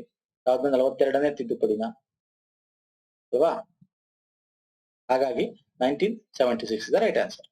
ನೆಕ್ಸ್ಟ್ ಬನ್ನಿ. ಇವರ ಪೂರ್ವಾನುಮತಿ ಇಲ್ಲದೆ ಲೋಕಸಭೆಯಲ್ಲಿ ಯಾವುದೇ ಹಣ ಮಸೂದೆಯನ್ನು ಪರಿಚಯಿಸಲಾಗುವುದಿಲ್ಲ. ಯಾರು ಪೂರ್ವಾನುಮತಿ ಬೇಕು ಸರ್? ರಾಷ್ಟ್ರಪತಿಗಳು. ಮನಿ ಬಿಲ್ಗೆ ಯಾವಾಗ ರಾಷ್ಟ್ರಪತಿಗಳ ಪೂರ್ವಾನುಮತಿ ಬೇಕು. ಇಲ್ಲಿ ಕನ್ಫ್ಯೂಷನ್ ಕ್ರಿಯೇಟ್ ಆಗುತ್ತೆ. ಹೇಗೆ ತುಂಬಾ ಜನ ಕನ್ಫ್ಯೂಷನ್ ಮಾಡ್ಕೋತಾರೆ. ಸರ್ ಇಲ್ಲಿ ಮನಿ ಬಿಲ್ ಯಾವುದೇ ಮನಿ ರಿಲೇಟೆಡ್ ಆದ್ರೆ ರಾಷ್ಟ್ರಪತಿ ಅಪ್ರೂವ್ ಬೇಕು. ಇನ್ನು ನಮ್ಮ ಸಂಸತ್ನಲ್ಲಿ ಅಧ್ಯಕ್ಷರು ಅಥವಾ ಸ್ಪೀಕರ್ ಅಂತ ಏನ್ ಕರಿತೀವಿ, ಸ್ಪೀಕರ್ ಇವರು ಒಂದು ಬಿಲ್ ಅದು ಫೈನಾನ್ಸ್ ಬಿಲ್ಲು ಅಲ್ವೋ ಅಂತಕ್ಕಂಥದ್ದು ಅಪ್ರೂವ್ ಮಾಡೋದು ಇವ್ರು. ಮನಿ ಬಿಲ್ ನ ಮಂಡಿಸ್ತಾ ಇದೀವಿ, ದುಡ್ಡು ರಿಲೇಟೆಡ್ ಅಂದ್ರೆ ರಾಷ್ಟ್ರಪತಿಗಳ ಅಂಗೀಕಾರ ತಗೊಂಡ್ ಬರ್ತೀವಿ. ಒಂದಷ್ಟು ಬಿಲ್ಲು ಸ್ಮಾಲ್ ಹಣಕ್ಕೆ ಸಂಬಂಧಪಟ್ಟಿರುತ್ತೆ. ಅದು ಫೈನಾನ್ಸ್ ಬಿಲ್ಲು ಅಲ್ವೋ ಅಂತಕ್ಕಂಥದ್ದನ್ನ ಅಪ್ರೂವ್ ಮಾಡೋದು ಸಂಸತ್ನಲ್ಲಿ ಯಾರು? ನಮ್ಮ ಸಂಸತ್ತಿನ ಸ್ಪೀಕರ್, ಅಧ್ಯಕ್ಷರು ಅಂದ್ರೆ ಲೋಕಸಭಾ ಅಧ್ಯಕ್ಷರು ಅಂದ್ರೆ ಸ್ಪೀಕರ್. Okay, ಕೆಳಮನೆಯ speaker. ಇದು ನೆನ್ಪಿಟ್ಕೋಬೇಕು, ಕನ್ಫ್ಯೂಸ್ ಆಗ್ಬೇಡಿ. ನೆಕ್ಸ್ಟ್ ಬನ್ನಿ. ರಾಜ್ಯಸಭೆಯಲ್ಲಿ ರಾಜ್ಯದ ಪ್ರತಿನಿಧಿಗಳನ್ನು ಈ ಕೆಳಗಿನ ಯಾವುದರ ಮೂಲಕ ಆಯ್ಕೆ ಮಾಡಲಾಗುತ್ತದೆ? ರಾಜ್ಯದ ಮುಖ್ಯಮಂತ್ರಿ. ಓಕೆ, ರಾಜ್ಯಸಭೆಯಲ್ಲಿ ರಾಜ್ಯದ ಪ್ರತಿನಿಧಿಗಳನ್ನ. ಈಗ ನಾವು ರಾಜ್ಯದ ಪ್ರತಿಗಳಿಗೆ ರಾಜ್ಯಸಭೆ ಕಳಿಸ್ತೀವಿ, ನಮ್ಮ ರಾಜ್ಯ ಸರ್ಕಾರದಿಂದ ಎಲ್ಲಿ ಹೇಗೆ ಕಳಿಸ್ತೀವಿ? ರಾಜ್ಯ ಮುಖ್ಯಮಂತ್ರಿಗಳು ಕಳಿಸ್ತಾರ? ಅಲ್ಲ. ರಾಜ್ಯಪಾಲ ಕಳಿಸ್ತಾರ? ಅಲ್ಲ. ರಾಷ್ಟ್ರಪತಿಗಳು ಕಳಿಸ್ತಾರ? ಅಲ್ಲ. ರಾಜ್ಯ ವಿಧಾನಸಭೆಯ ಚುನಾಯಿತ ಸದಸ್ಯರು ಚುನಾವಣೆ ಮಾಡಿ ಕಳಿಸ್ತಕ್ಕಂಥದ್ದು. ಓಕೆ, ಇವರು ಕಳಿಸ್ತಕ್ಕಂಥದ್ದು ಎಲ್ಲಿಗೆ? ರಾಜ್ಯಸಭೆಗೆ. ರಾಜ್ಯದಿಂದ ಕೇಂದ್ರ ರಾಜ್ಯಸಭೆಯಲ್ಲಿ ರಾಜ್ಯದ ಪ್ರತಿನಿಧಿಗಳನ್ನ ಆರಿಸ್ತಕ್ಕಂಥದ್ದು. Okay sir, fine. ಸೊ ಹೀಗೆ ನೋಡಿ, ಭಾರತದ ಸಂವಿಧಾನದ ಪ್ರಶ್ನೋತ್ತರ ಆಗಿರ್ಬೋದು, ಮಾಸಿಕ ಪ್ರಚಲಿತ ಬಜೆಟ್ ಬಗ್ಗೆ, ಭೂಗೋಳಶಾಸ್ತ್ರ ಆಗಿರ್ಬೋದು, FDSD PSI ವಿಡಿಯೋಸ್ ಆಗಿರ್ಬೋದು, ಕಂಪ್ಲೀಟು ಇತಿಹಾಸ, ಮಧ್ಯಕಾಲದ್ದು, ಪ್ರಾಚೀನ ಭಾರತದ ಸಂವಿಧಾನ, ಚಾಪ್ಟರ್ ವೈಸ್ ವಿಡಿಯೋ, ಆಧುನಿಕ ಭಾರತ. ಸೊ ಇವೆಲ್ಲ ನೀವು ನಮ್ಮ ಪ್ಲೇ ಲಿಸ್ಟ್ ಅಲ್ಲಿ ಸಿಗುತ್ತೆ. ನೋಡಿ, ಪುನೀತ್ ಫೋರಂ ಅಂತ ಹೋದ್ರೆ ಪ್ಲೇ ಲಿಸ್ಟ್ ಅಲ್ಲಿ ಹೋದ್ರೆ ನಿಮಗೆ ಸಿಗುತ್ತೆ. You can watch they. Okay, you can also ನನ್ನ ಟೆಲಿಗ್ರಾಮ್ ಚಾನಲ್ಗೆ ಜಾಯ್ನ್ ಆಗ್ಬೋದು. ಸೊ ನೆಕ್ಸ್ಟ್ ವಿಡಿಯೋ ಪುನಃ ಸಿಗ್ತೀನಿ ಸರ್. ಅಲ್ಲಿ ತನಕ ನಮಸ್ಕಾರ.